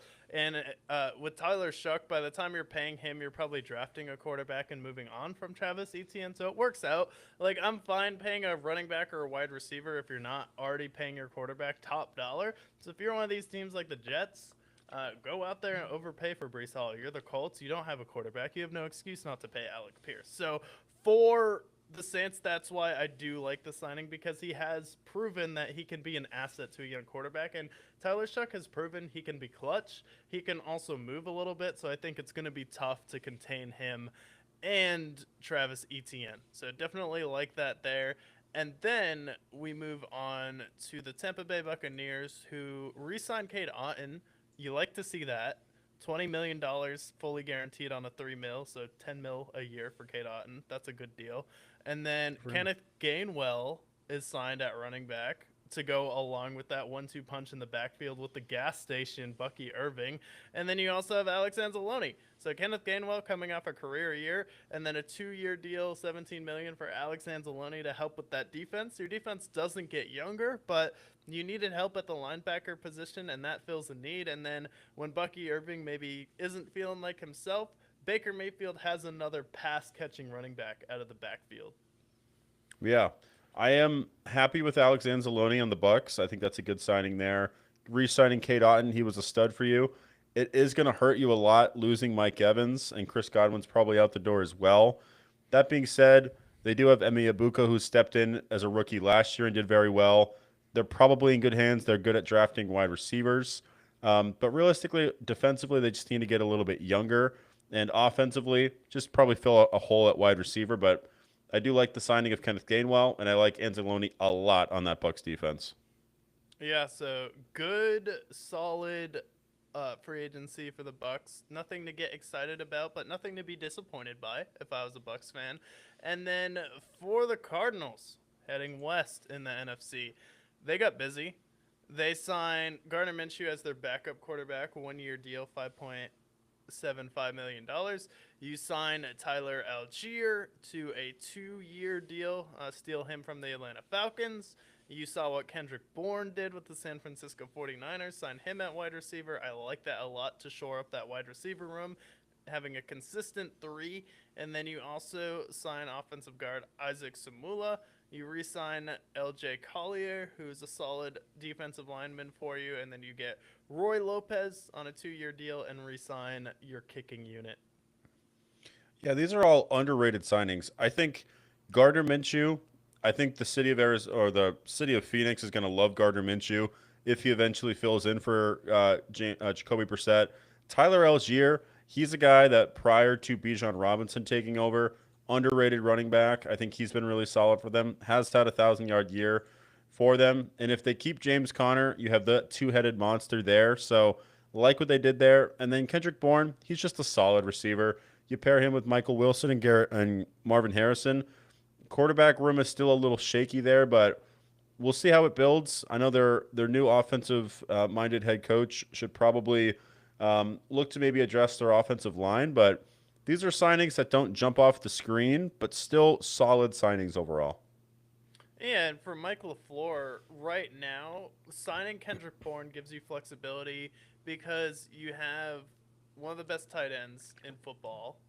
You have kind of your running back in Tyler Algier.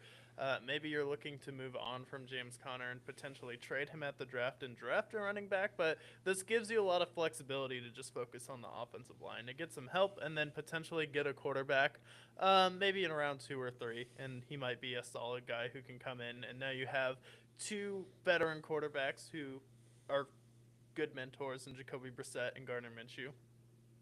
Yeah, I think for them, when they draft their quarterback, the good news is that whoever they end up drafting, they don't have to just throw into the woodworks like they did with Josh Rosen and Kyler Murray. They can actually develop him behind Jacoby Brissett and Gardner Minshew, and then when the time is right, fill in for them, which is the right way to develop a quarterback. You have 2 veteran quarterbacks, so honestly, step in the right direction for the Cardinals. We'll see if they end up hitting on their quarterback. Yeah, Jets, Titans, and Cardinals all active. Love to see it. And then another team that's always active no matter what is going on, no matter what time of year, the LA Rams. They re-signed Tyler Higbee. They re-signed David Quessenberry. They signed Jalen Watson. They re-signed Cam Curl. But they trade for Trent McDuffie, who is at one point argued as the best corner in the NFL, for a first-round pick. And then they also have a 5th-round and 6th-round pick, as well as a 2027 third rounder.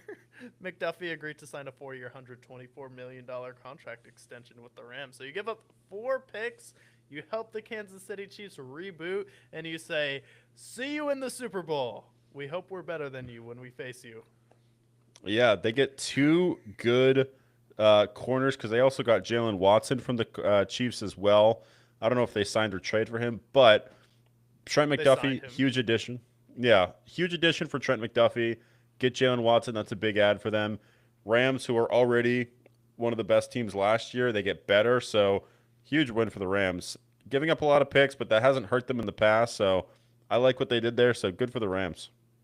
Yeah, good for the Rams. This is a huge pickup and defense. You know, you have someone who you can put on Jackson Smith and Jigba, and you look at Seattle, they've lost a lot of players to free agency. Like Kenneth Walker is gone, Boye Mafe is gone, Kobe Bryant is gone. You're just looking at a little loss here, a little loss there. Also, their defensive line is a little bit older, so the Rams, they had a chance last year, and if Stafford comes back, he's coming off an MVP season, so there's no reason, if their defense is improved, why they shouldn't be right there in the mix, and we might finally get that Super Bowl of, you know, the Rams, Sean McVay versus Andy Reid and the Chiefs. And if we get a Stafford and Mahomes Super Bowl, that would feed families. The NFL's like, all right, you're complaining that it was Sam Darnold and Drake May. We'll give you Matt Stafford and Patrick Mahomes, which would probably be the best quarterback matchup in the Super Bowl in NFL history outside of Brady and Mahomes. Yeah, I would love that matchup. And honestly, that's probably what we're in line for right now, just based on what the Rams have done and what the Chiefs have done so far in free agency. And if it's a close game and Stafford leads the Rams down the field at the end of it in the Super Bowl versus Mahomes, then he puts himself in potentially top 5 all-time conversation. I would agree. Then we move on to the 49ers. They signed Mike Evans to a 3-year deal. They signed Verdarian Lowe, offensive tackle, to a 2-year deal worth up to $12 million, $5.75 million guaranteed. Re-signed Pinheiro and John Weeks. But Mike Evans, kind of out of nowhere to the San Francisco 49ers. People are throwing around the Rams just because they always collect receivers. Potentially the New England Patriots, but this is a very wide receiver needy team in the San Francisco 49ers. Not a ton of people really had them on Mike Evans' radar. Were you surprised when you saw this? I was, but I think this is a big signing for the Niners. I love Mike Evans. He got banged up last year, but he still very much has plenty much in the tank. He's 32. He's been consistent. And you pair him with Jawan Jennings and Ricky Pearsall. They've lost some key wide receivers the past few years with Debo. So you get him on a 3-year deal. You said it was 3 years. How much money was it? They don't have it listed on the free agency tracker here. But either way, Mike Evans gets one last bag. This is probably his last destination before he retires. But if you can get another 1 or 2 more 1,000-yard seasons, this will be worth it for them. Brock Purdy, when you give him good talent around him, he's going to be a stud. So I like this a lot for Mike Evans. For the Niners, I hope they can get as much out of Mike Evans as you possibly can, but not expecting this by any means. I thought he was going to be a Patriot. I thought even, maybe a team like I thought honestly the Bucs were going to bring him back, but he goes to the Niners. He leaves the Bucs, which maybe it was the right time, but huge addition. And now they can move off of Brandon Ayuk confidently and easily and have a guy to fill in for him. Yeah, they have a guy to fill in for them. Mike Evans is a 49ers now, and while I am happy that Mike Evans got paid, I am skeptical of his fit on the San Francisco 49ers because they are a team that is older. You have a lot of players like Nick Bosa, George Kittle, Christian McCaffrey, who are on their way out. Mike Evans, by the end of this deal, is going to be 35 years old. And, you see the signing of Devontae Adams with the Rams. You're trying to think of a signing like that. But this is a guy who has had some injury issues over the past 2 years. And the last thing the San Francisco 49ers need is to bring in another older player with injury issues. So while I'm happy that Mike Evans got his money, do I think this changes the San Francisco 49ers to a level where they'll go out there and compete with the Rams or a team like the Bears next year in the playoffs? Or the Seattle Seahawks? Does this make up a 40-point gap in talent? I don't think so. So I just think that for Mike Evans, he fits in with the San Francisco 49ers in the sense that he's an older player that's been struggling with injuries the past few years, but does he fit as a guy that's going to help them win over the next few years? No, I don't think so. Yeah, that's fair. And then Seattle re-signed Rashid Shaheed, arguably their MVP of the NFC playoffs, to a $51 million contract. No wonder they had no money to pay anyone else. And then they re-signed Joshua Joby at corner. That's it. That's all they've done. Bad offseason so far for them, which you kind of expected. They lose some key players on defense. At least they keep Rashid Shaheed. That's good. But overall, like, you've lost Boye Mafe. You've lost a number of other guys that I can't even think of off the top of my head. Their defense should take a small step back next year. They have enough talent where I think they should be fine. But at the end of the day, you lose some key guys. You lose Kenneth Walker, a huge addition. Zach Charbonnet is coming off of an injury, so will he be the same? We shall see. But so far, they've definitely regressed. I don't think we're going to see the 14-3 Seahawks make a push for another Super Bowl run next year. I do think they take a pretty good sized step back. Yeah, and this is going to be a team that's really going to have to replace the team in the draft because you lose Boye Mafe, you lose Kobe Bryant at corner as well. So you need to focus on re-signing Reek One and Devon Witherspoon, but you also have other really good players that stepped up for you last year, and you did hit on a lot of players in the draft. So if you feel confident you can replace them, that's fine if you're Seattle. But is it going to be Super Bowl next year? I don't think so because I do think like you did let Kenneth Walker go, but he was the person in the Super Bowl that took all the pressure off Sam Darnold. And once Sam Darnold realized that Kenneth Walker was kind of cooking and that the Patriots weren't going to score a lot, you saw him settle down a little bit where early in the first quarter, second quarter, he had some throws that could have been picked off from the Patriots. He had some plays that could have been a disaster, frankly. And then you see Kenneth Walker kind of take over the game. Then Sam Darnold's like, oh, okay. I don't have to do too much here. I can kind of just sit back, throw the ball in the dirt if it's not there, maybe run and slide to keep the clock going. But without Kenneth Walker, Zach Charbonnet is coming off of knee surgery, and we don't necessarily know if we're going to be able to replace him. So I do think that Seattle is taking a chance by not re-signing him.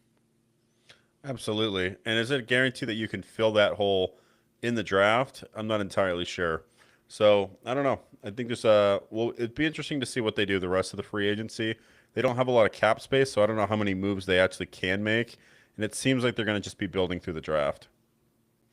Yeah, and then really, as far as available free agents left, the top two is going to be Kyler Murray and Trey Hendrickson. After Boye Mafe is signed, do you think that Cincinnati is going to go all in on defense and sign Trey Hendrickson? Do they even If have they have the enough money cap to? space for it, why not? I mean, if you can get Boye Mafe and Trey Hendrickson, at least then you have a good pass rush. Maybe focus on getting corners in your draft. But honestly, like every single pick for the Bengals should just be defensive players at this point. Their offense is fine. Even their offensive line, maybe make it work for once.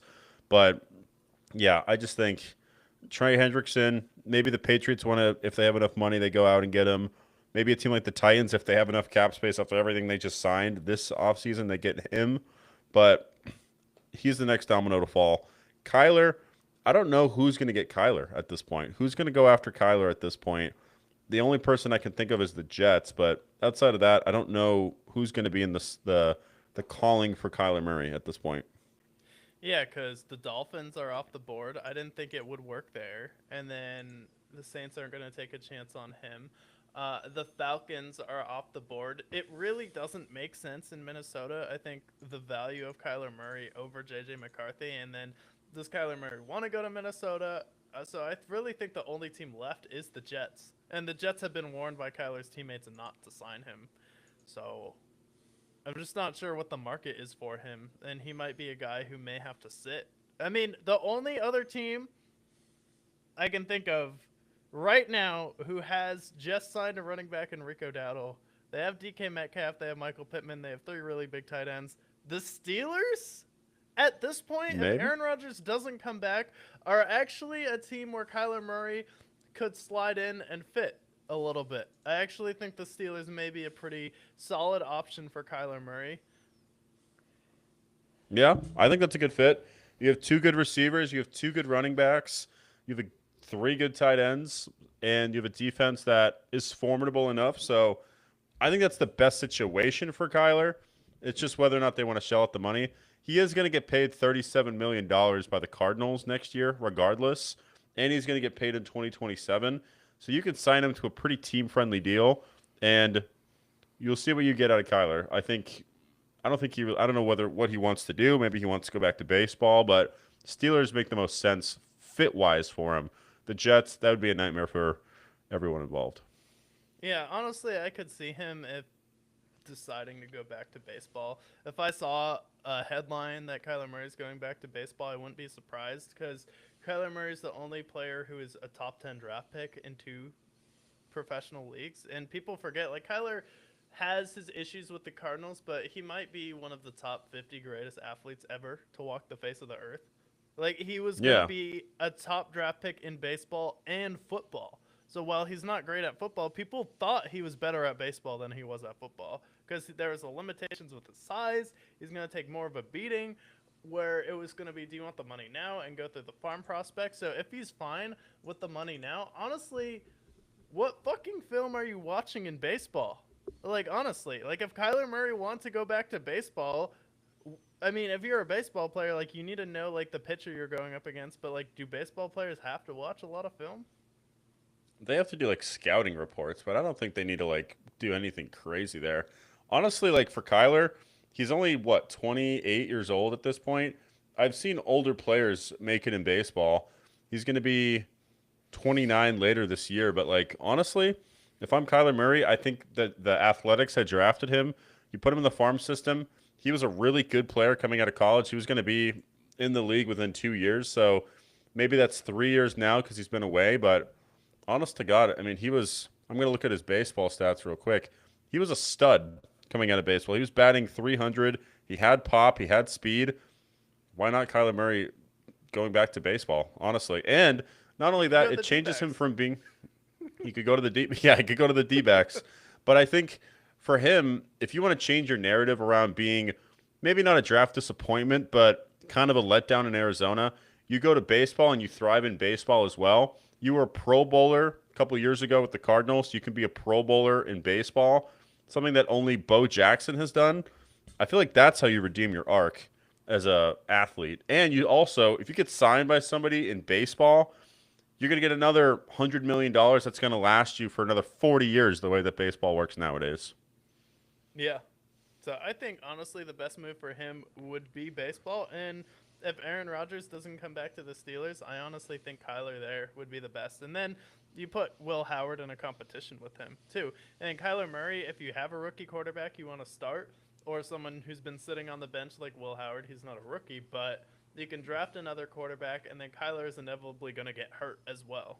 And then you're going to be able to see if they can take over and then take over the reins from him because there's not really going to be a market for a team that wants to sign him to a long-term deal. And if you can make him easily cuttable, I don't think you're going to have to sign him for too much money. You maybe throw, like, if you sign him to a 3-year deal, it's maybe looking at like 3 years, 70 million, 35 guaranteed.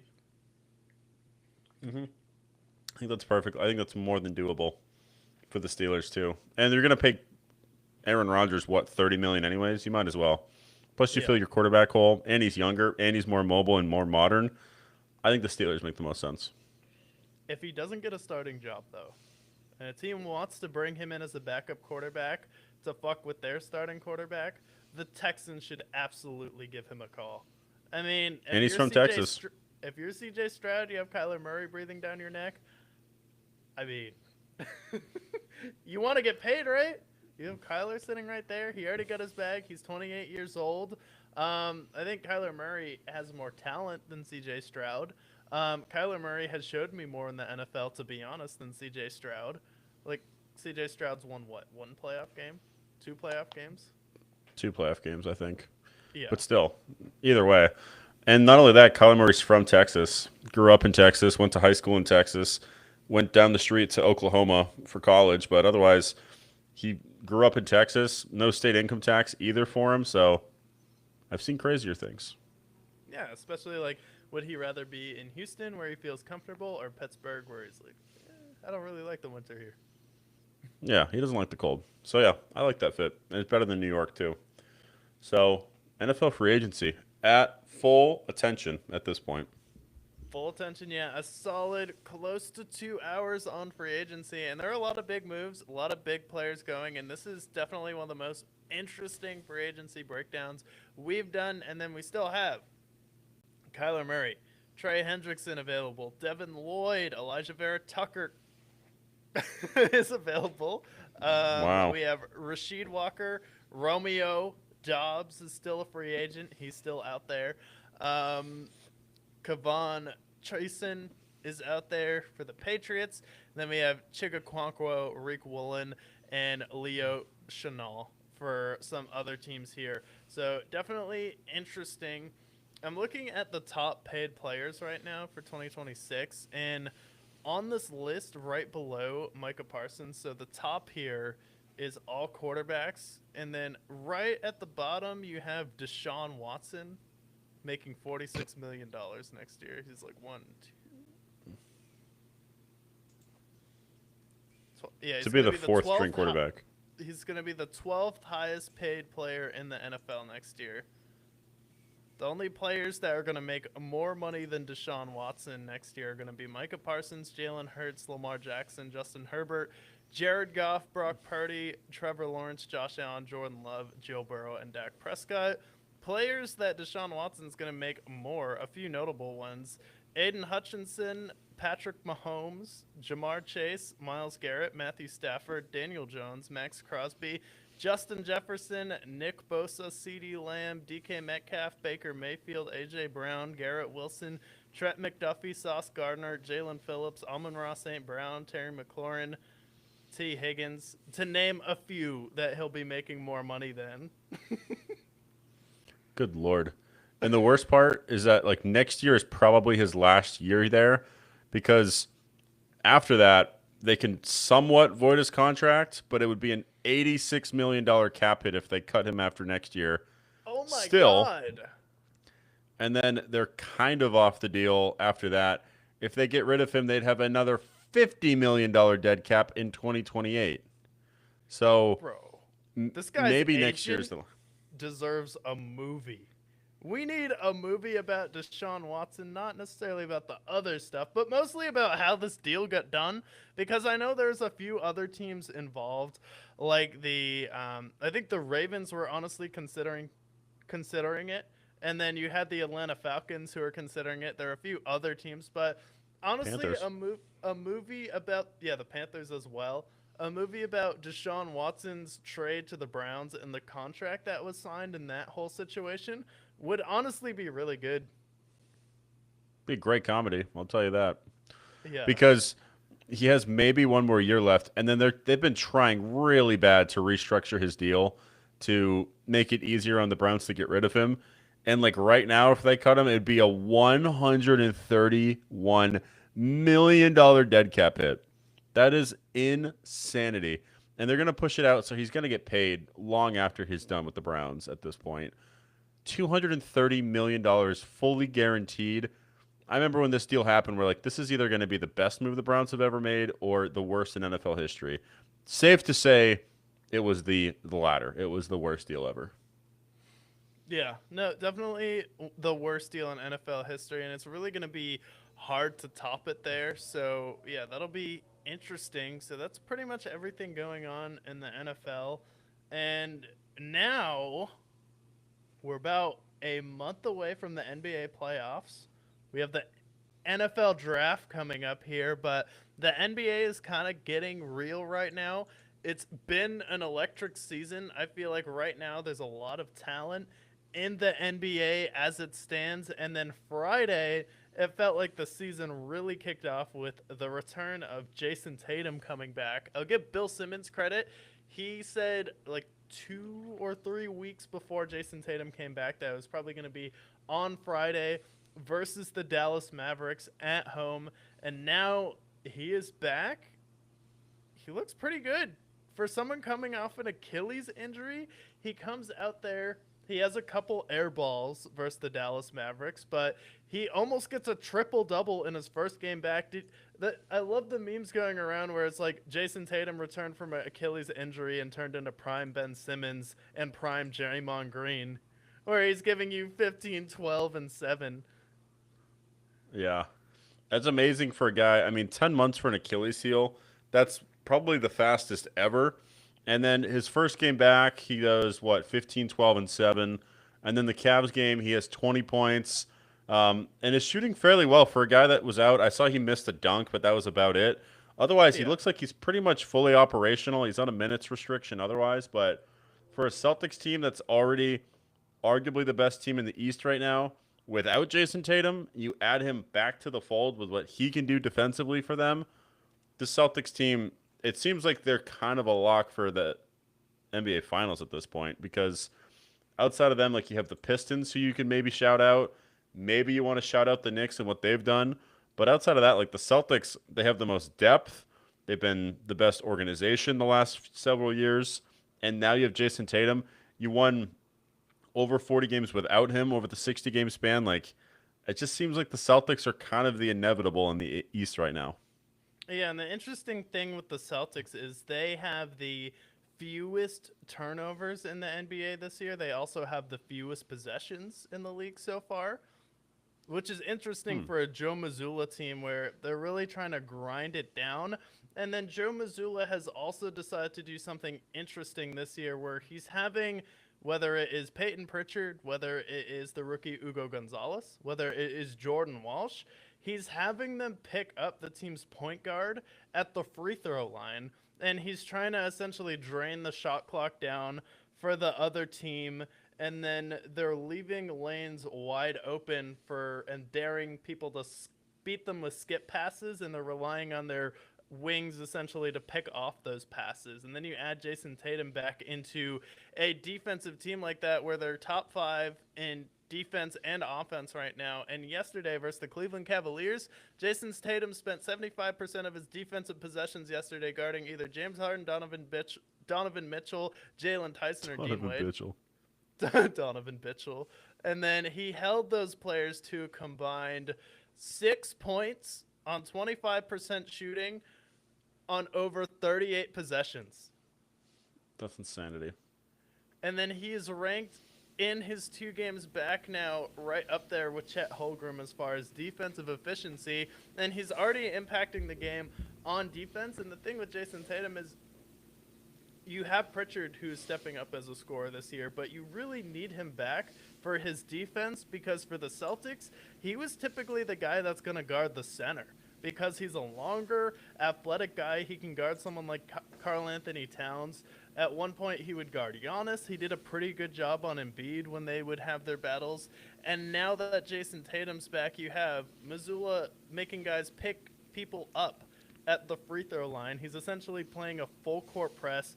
You have Jordan Walsh, Baylor Shireman, Pritchard taking a step forward, and now Ugo Gonzalez, who's a rookie. You trade for Vucevic, and then you have Neemias Queta, who's been a really solid Clint Capella type of guy for you. And the thing I really liked for Jason Tatum is when he came back for against Dallas, he was looking to be a facilitator, and I really think that is going to be where he leans, where he's not going to try and take the ball and score every time for the Celtics team and disrupt it. He's going to be another passer for this team because he's coming back into a team where the only person that had a higher usage rate than Jaylen Brown was Luka Doncic.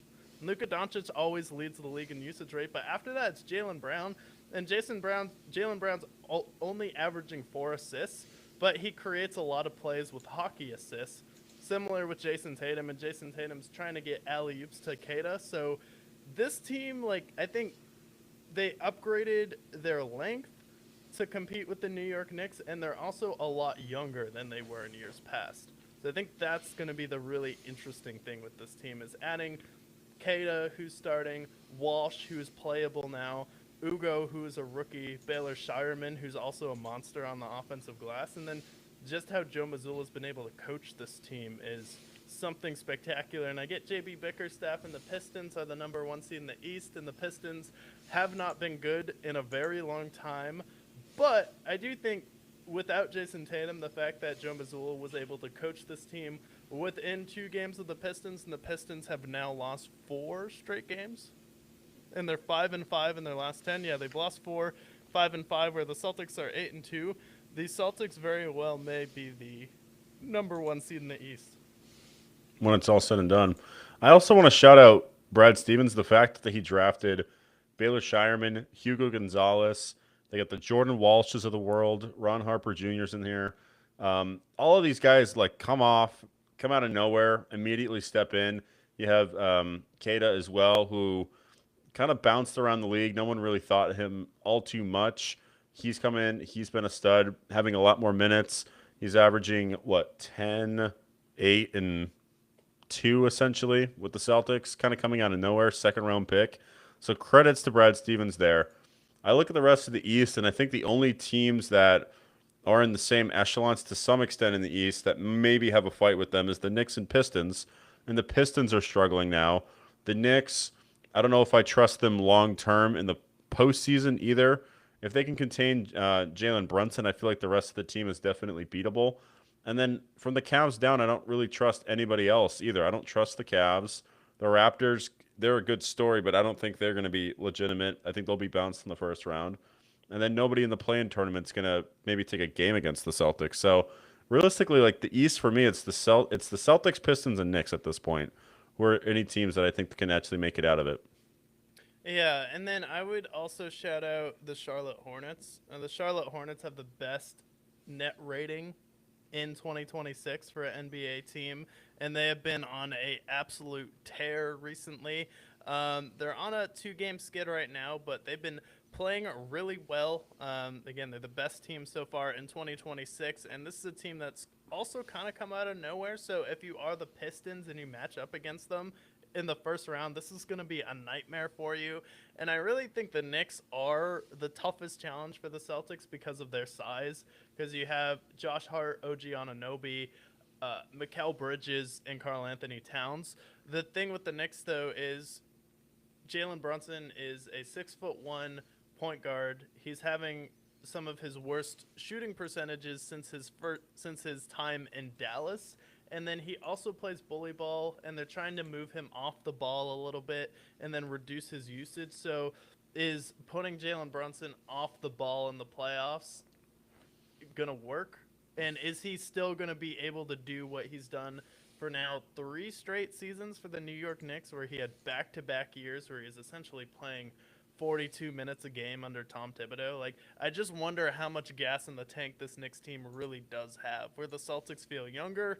Tatum is arrested, and he's going to be ready to go for the playoffs by the time they meet.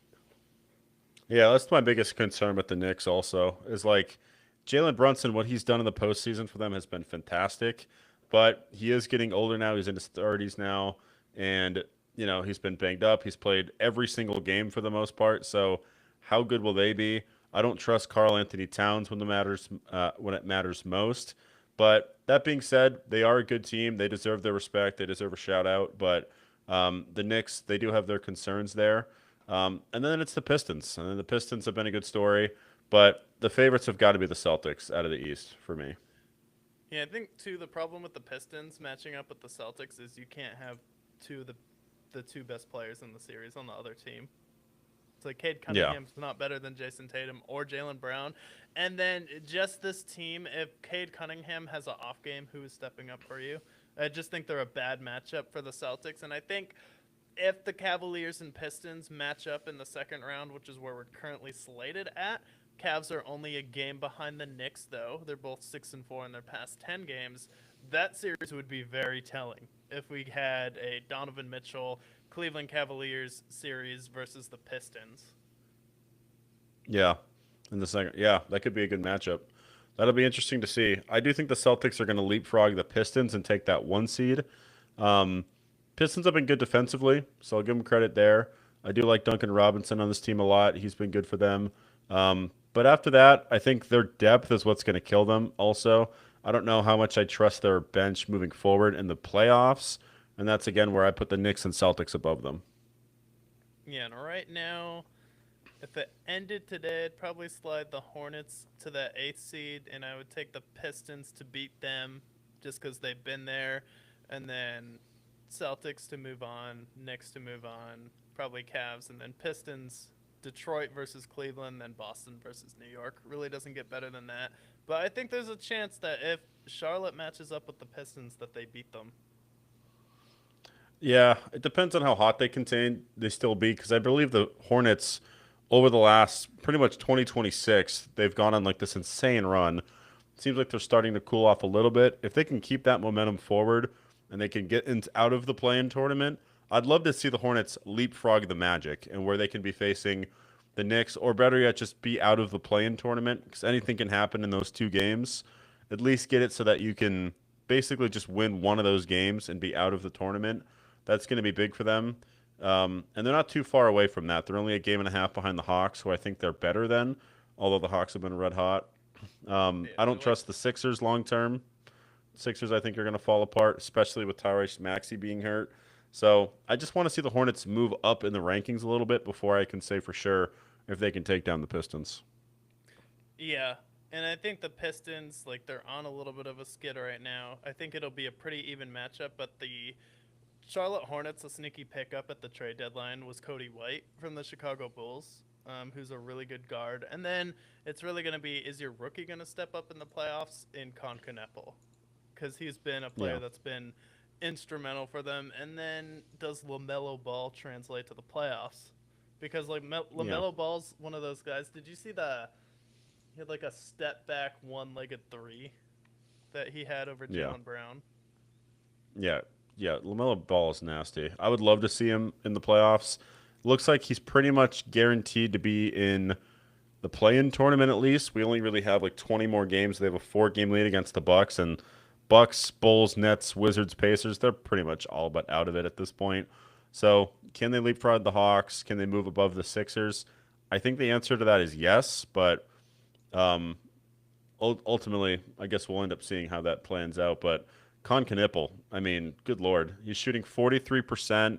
He's on track to have over 300 threes this year.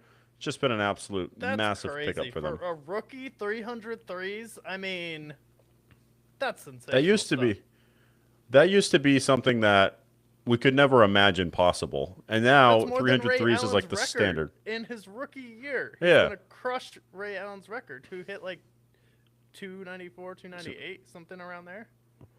Yeah, I think it was 286, but the fact that he's going to break what was once the three-point record speaks A to where we are in the NBA, and secondly, how good Con Kneppel has been because he's averaging almost 20 points a game.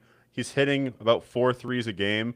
He's on track for that 300 like I mentioned, but absolute rock star. Definitely if it wasn't for Cooper Flag, he'd probably be the rookie of the year. And he might even still be rookie of the year.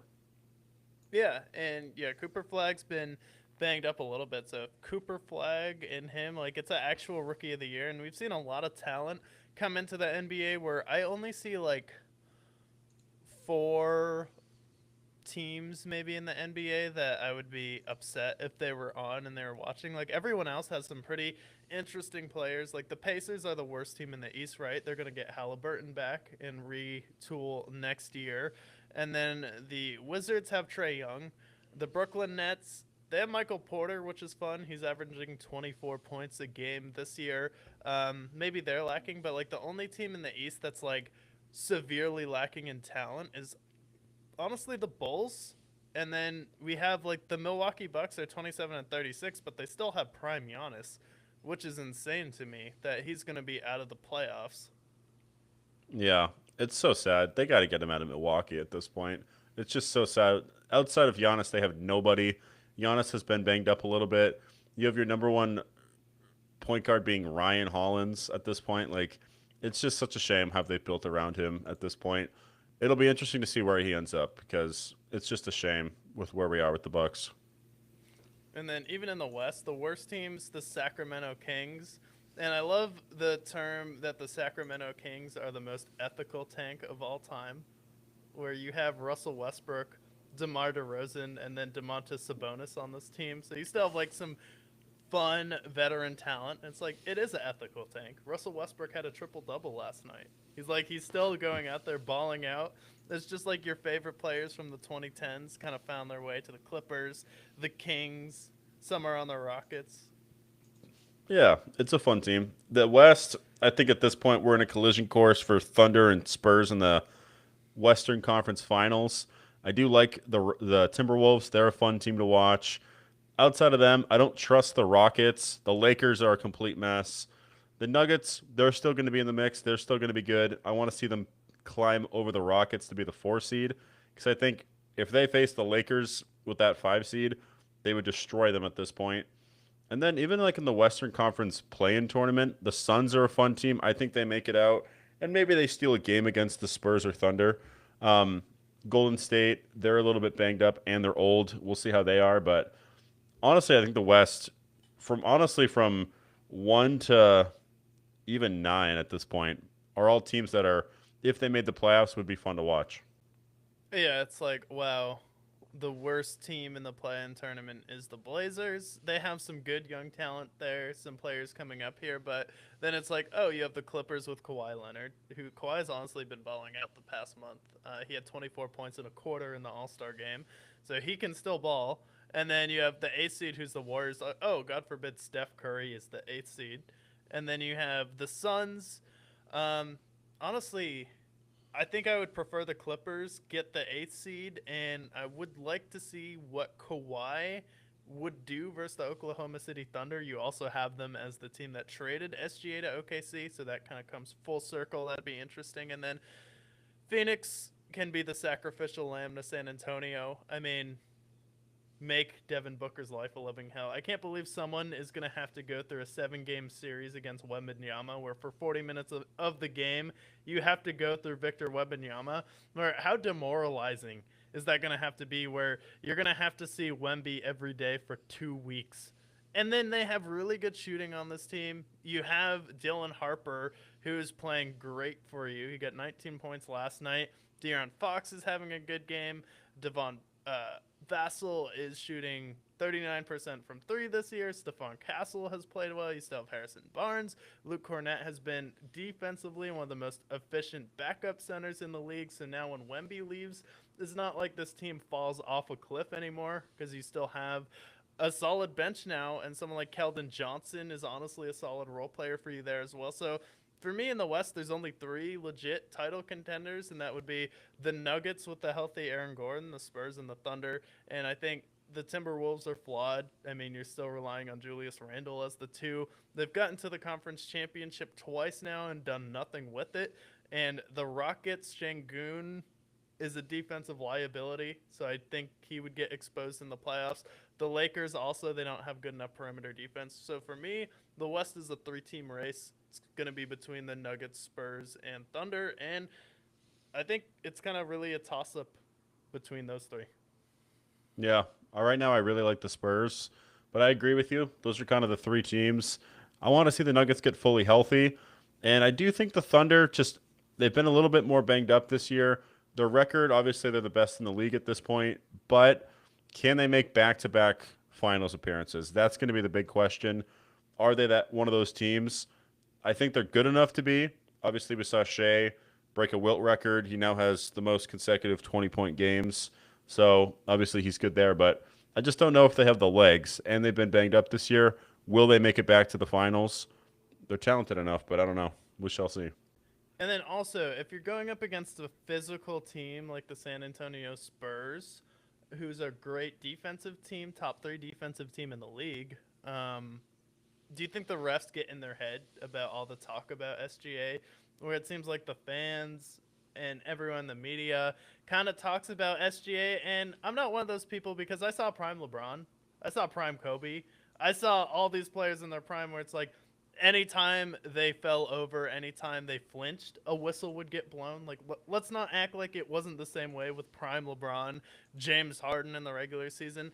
But, like, for SGA and the Thunder, do you think there is a correction in the playoffs this year where maybe the refs hear the noise and swallow the whistle, and then in a series against a team like the Spurs, that's going to hurt you because it's going to be really hard to score on this team, and they're going to have to beat the Spurs, your perimeter shooting is going to have to be on point for 4 games to beat them. So you're looking at probably 4 games where you're going to have to hit 15-plus threes to beat the Spurs, and I think that's going to be really tough to do.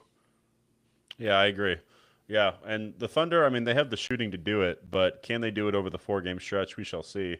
But as far as the foul baiting, I do think I think the criticisms are fair. When it comes to the playoffs, they do tend to swallow the whistle, and the team that's going to be hurt the most from that is going to be the Thunder. And you did see Shea struggle a little bit, not necessarily last postseason run, but like the year prior, you saw them swallow the whistle a little bit more. His previous playoff run, he took a giant step back. This is a guy that's been averaging 30 points a game over the last 4 years. His first playoff run with OKC, he went from shooting 10 free throws in the regular season to shooting just 3. And it's gotten a little bit better over these past 2 years. But it is something that, especially with the refs, they hear the noise. We hear it all the time, and in the NBA, in the playoffs, I think it's very common that we're going to see that. So I do think that that's where the Thunder might get hurt the most. Yeah, and then I don't. I mean, they've had some injuries this year, but I honestly think that's them resting players. And then Jalen Williams has been the one that's been injured the most. If he's not fully healthy and ready to go, I think that's someone who you do need because he exploded in the finals in back-to-back games, and he was really the one who sealed it for you. And then we haven't had a repeat championship since 2018 too, which is going up against the Thunder. So it'd be whether they lose in the finals or they lose. But it looks like with just how the NBA has gone, it's probably going to be the Spurs, if I had to guess, in the finals. And Yeah, I think Spurs Celtics would be a great finals. I would agree. And I think this. I feel like Wemby might win that one. The way they are defensively, that's going to be one where I'm going to have to guess right then and there where I pick. But that's a 6 or 7 game series, and that's a pretty big toss up. Celtics have depth, but yet again, the Spurs have Wemby, and nobody can replicate what Wemby has. So that's going to be tough. And honestly, the Spurs could very well win that series Yeah, I think Wemby's he has the talent to be the GOAT at this point. He's more for sure. talented. Like he has Giannis's he's bigger than Giannis. He has Giannis's athleticism though, and then he also is an ethical hooper, unlike Giannis, whose signature move is a charge. Like Giannis has never had a perimeter outside shot. It's passable right now. He has games where he'll hit a couple threes here, but Wemby's just so much more skilled at this point in his career than someone like Giannis was. And I just think playing him is going to be demoralizing for teams in the playoffs. It's like, really? And I could see him being a player where maybe he comes back from a couple 3-1, 3-2 deficits in his career in the playoffs. But if he's should be one of those players all time that if he's healthy and has help, he wins the finals. Yeah, I think he wins at least 3. So NBA is in good hands with Victor Wembanyama. But we've talked about NFL free agency in depth. We've talked about the NBA. So we are all cut up there. We'll make sure to give you headlines as far as where Kyler Murray goes, where Trey Hendrickson goes next Monday. Um, Anything else that we have yet to cover? Yeah, outside of that, it's really just been what have we been watching this week? So, you want to take it away? What have you been? We can do our sitcom one for later, but what have you been watching and or listening to or playing so far this week? Yeah, so I haven't finished it yet, but I did start Ted season 2, and so Yes. far it's back to where it should be. I've only seen the first 2 episodes, so I'm not fully up to speed yet. The 2 episodes I've seen have been when I forget the name of the dad, but his brother comes to town Yep. and is basically just roughhousing him the entire episode. And then the other episode was when they get up The this payphone. giant, yeah, they get the giant payphone bill from calling into the sex hotline. And I feel like what's great about the TED show is that it's basically just like a live action Family Guy, essentially, but with Ted. And it's just great. It's just hilarious. It's fantastic. So I think there's 10 episodes this time around. So 8. I'm excited to finish it all. Yeah, we got It's going to be 10. awesome. No, I watched all of this show. This is a show I was hyped about. But yeah, this is the overview for Ted. It has pretty good reviews. The thing I like about the cast is Scott Grimes. If you've seen Band of Brothers, he plays Agent Malarkey. I like Blair in the show, even though she's kind of an antagonist. John is funny as well. Then you have Seth MacFarlane coming back as Ted. But overall, it's got pretty good reviews. Looks like IMDb here. We got a 7.10, 7.9.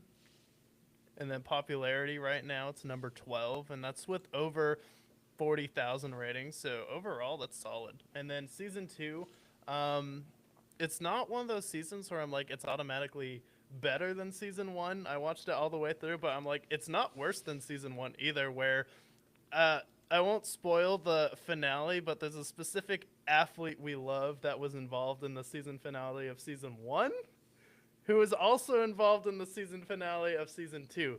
Because do you No remember at the way. end of season 1 of Ted that O.J. Simpson gets arrested? Flash Yeah. forward to the court. There's another O.J. Simpson episode at the end of it. Oh my And god. the second to last episode was also really funny, but this was a show I watched in 2 days. I watched the first 6 episodes straight through, and it's honestly really funny. Between this show and Tires, those have been my 2 favorite comfort shows that have come out where I can just put it on anytime and watch it. And it has that almost live action Family Guy vibe, but mixes kind of the stoner elements of that 70s show a little bit with some of the shenanigans that they're in. So yeah, Ted season 2, I like this one a lot. Yeah, I'm excited to watch it. I'll probably watch an episode after we're done, but it's a shame because Seth MacFarlane came out and said there probably won't be a season 3, which is a bummer. However, they are making an animated show for Ted later this year, so that'll be interesting. We'll see how that I don't know goes. if I love that. Yeah, we'll see.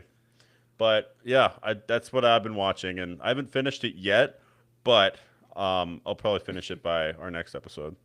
The first episode is the perfect start where they find the phone in the school and it's the sex phone, and then you have the principal, he's following them around, then they make up the fake person. And it just works somehow. Yeah. They're like, oh, this is Jeremy. And it's just him in a wig, basically, just doing a sick trick. And then he's like, oh, Jeremy died. So that's the end of it. And then that's just the conclusion of the episode. But it's really great. I'm excited for it. Is a real thing. Yeah. But yeah, what else have you been watching? I watched Birdman this weekend. I With, had not seen it before. We just watched The Revenant by Alexandro Gonzalez Inarritu, and we watched Babel as well, which I thought was a really interesting movie that he directed. And then following up with that was Birdman with Michael Keaton. Let me get that one pulled up here. But essentially, this movie is designed to be shot to make it look like it's one take. So the camera work in this movie is really good, and then the soundtrack is kind of similar to the soundtrack of Whiplash, where it's mostly jazz drumming going on, and it's about this actor played by Michael Keaton who played this superhero named Birdman. I know it's crazy because he also played Batman. That's a mammal, and then he also played the Vulture in Spider-Man. But this movie came out in 2014, and he's this actor who wants to kind of separate himself from this comic book character that he played is a superhero character. So there's some commentary on the superhero genre, and then you have him trying to make this play where he's trying to get into Broadway, and then you have a character played by Edward Norton who's really funny in this. He's kind of just this egotistical maniac actor who he's trying to get to work with him on the play. And then you kind of have some fun shenanigans. Zach Galifianakis is playing his I'll say juice box manager in this movie as well. So it's really funny, and then the style of it where it's just one take was also really cool. That's sick. Yeah, I know that this movie got nominated for a shit ton of Oscars at the time. I think it got nominated for 7 or 8 of them. But it's been a movie that's been on my list, and it's cool that they casted Michael Keaton as a guy who's already done superhero movies before, and a guy that maybe isn't at the peak of his powers anymore. So I feel like the casting, and plus they see they got Zach Galifianakis, they got Emma Stone, Naomi Watts in here. It looks like the cast is pretty stellar too. And looking at this director, it looks like he's directed a lot of really good movies. Because he did The Revenant, it looks like. He's done Birdman. You said Babel as well. So Babel, yeah. It looks like a guy that's has a pretty good catalog of movies. So this is a must watch, it looks like. Yeah. I have the trailer too here if you want to check that out. Sure.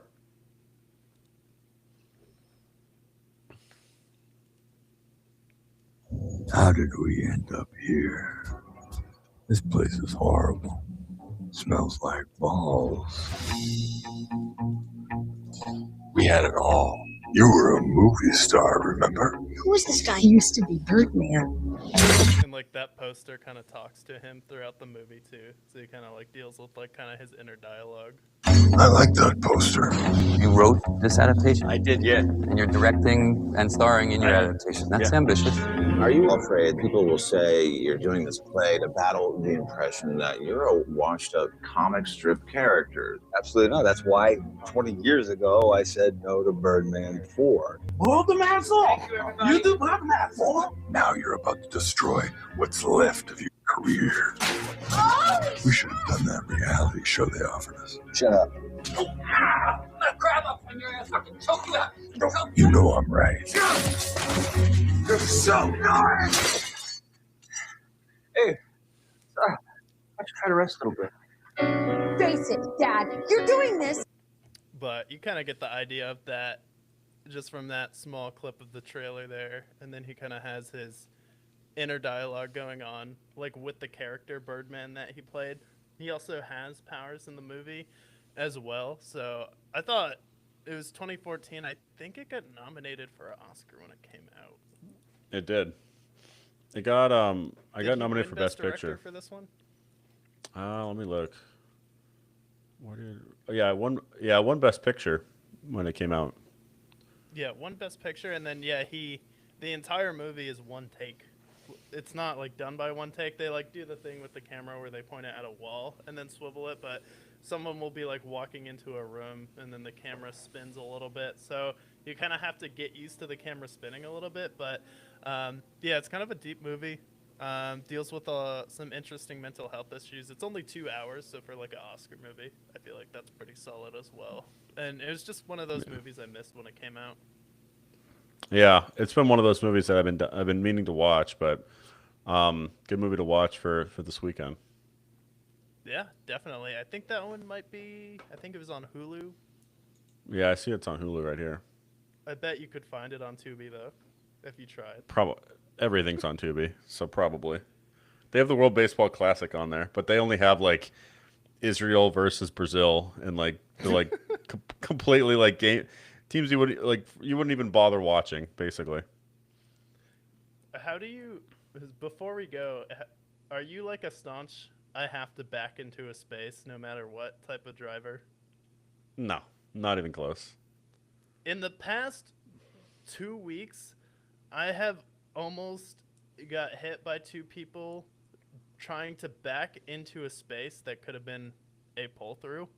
So I was pulling around into a space and I thought the person was just waiting there, but I've now seen in the span of 2 weeks, two people who had the option to just pull through the space so they didn't have to back out of it, and they were trying to back into it where there was already two spaces free. One of them was like some 16-year-old dork with his parents' Honda Civic hatchback where he's like, oh, watch me back into this parking space. And then there's another guy with the truck, but I'm like, there's 2 times where you could have just pulled through, and these two people decided to back into a space. And like, it's already inconvenient when someone decides to back into a space and they make everyone wait for them to do it, but now you have like a spot where you could have just pulled through, no space there, it's like pretty easy, and then they're just like, no, I'm just gonna back in anyways. I'm just the guy that the only time I back in park is if the parking lot is a nightmare.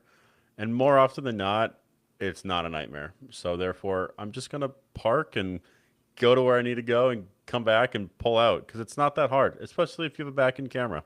So like, yeah, I'm not a guy that the only time I back in, like I went to this burrito spot this weekend and the parking lot was a fucking nightmare because it's basically on like just dirt patches essentially. Maybe then I'll back in. But otherwise, yeah, it's not worth it. I'm like, this is so ridiculous. I get it if you have like a giant truck, you don't want to hit anyone backing out. But also if you have a giant truck, no one's going to try and like run into you either if you're backing out. But if you're like some 16-year-old twerp in your Honda Civic hatchback your parents bought you and you're backing into a pull-through space, like, no, just pull through. Yeah, it's ridiculous. But that being said, we've covered a lot of things on this show. Make sure to tune in next Monday as we cover all things NFL and NBA. Most importantly, Stay brick. Stay brick.